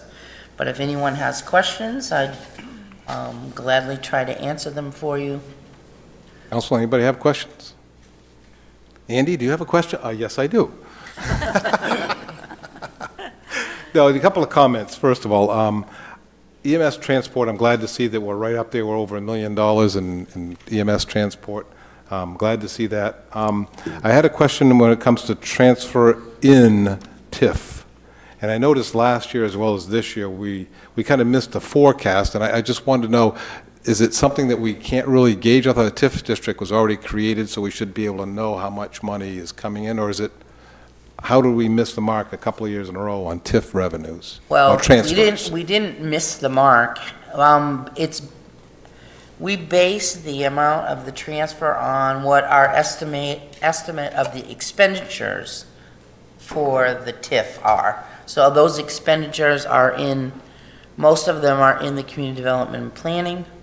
So when we don't spend all of that, then I leave it in the TIF. Okay. Yeah. That would explain why it's always, so we just couldn't and that get some happened projects the last done. 2 years. Yeah, I noticed that, yeah. So that's just projects we never did, we wanted to do but didn't get done, or we thought we were going to do but never got done. Right, and one of the things was that community concepts, the money that was supposed to go to community concepts, we ended up getting that back. So, and there was a couple of other things, but that's the reason. Okay. I cool. only transfer the amount of money that we actually expend. Very good. Thank you for that. The expenditures page, you were talking about some departments went over budget. So I was looking at the recreation and special events budget, see that it was 118%. There wasn't many that were over that would really caught my eye what that one did. Is there an explanation of why? That was salaries. Salaries. Okay.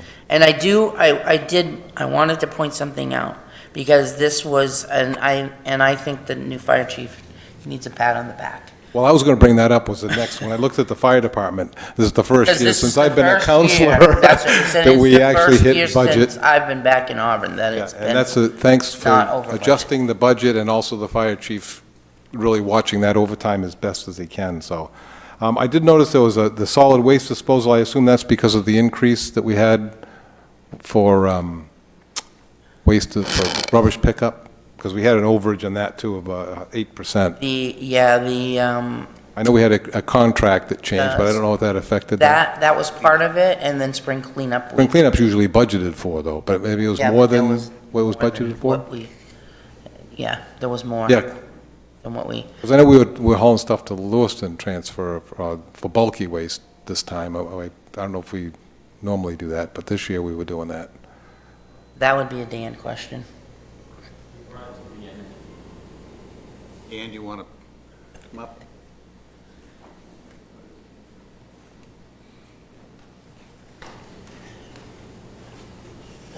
Good evening, Dan Goyette, Public Works Director. This year, typically we bring it to MB Bark, and they dispose of our bulky waste, basically our large mattresses, futons, couches, all that stuff. Not MB Bark, KTI. So KTI is re-energy. So it's, whoever we typically bring it to is under construction and they couldn't accept the waste this year. And that's why it didn't go to the Lewiston landfill like everyone assumed it went. It went to re-energy, which used to be called KTI, which is right, it's on the same road as the Lewiston landfill.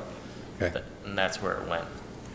Okay, and I assume that that's one of the reasons we were a little bit over in that. Actually, no, their price was actually better than we typically Better, get. so spring cleanup wasn't, okay. It was the volume and trash overall this year, there was more to dispose of. There was a lot of stuff by the side of the road this year. Yep. And it was more the regular household waste also that was All right, more. thank you, Dan. Okay. Any more questions on the finance report? Would I like a motion to accept the finance director's reports? So moved. Seconded. A motion made by Councilor Lasagna, second by Councilor Hayes. All those in favor, raise a hand. Those opposed? Unanimous?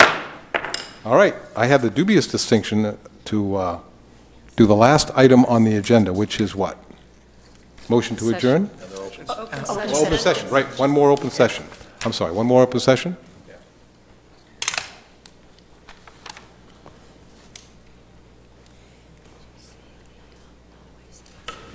Joe Gray, Soper's Mill Road. I believe I read in the paper a couple weeks ago that the city manager was going to address the issue of the ag survey and the Conservation Commission during your report, and I didn't hear that, so I was wondering what's going to happen there.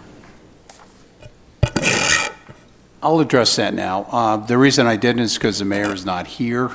I will address it when he returns. He'll be at the next council meeting. My position, I think, is pretty well known on that. I think that the city should consider the survey results. But I will talk about it at the next council meeting when he's present. Very good. Any more wish to come up for open session? Seeing none, I will close open session. Now we'll go to the best part of the night. I have a motion to adjourn. So moved. Second. Motion by Councilor Lasagna, second by Councilor Fournier. All those in favor? Unanimous vote.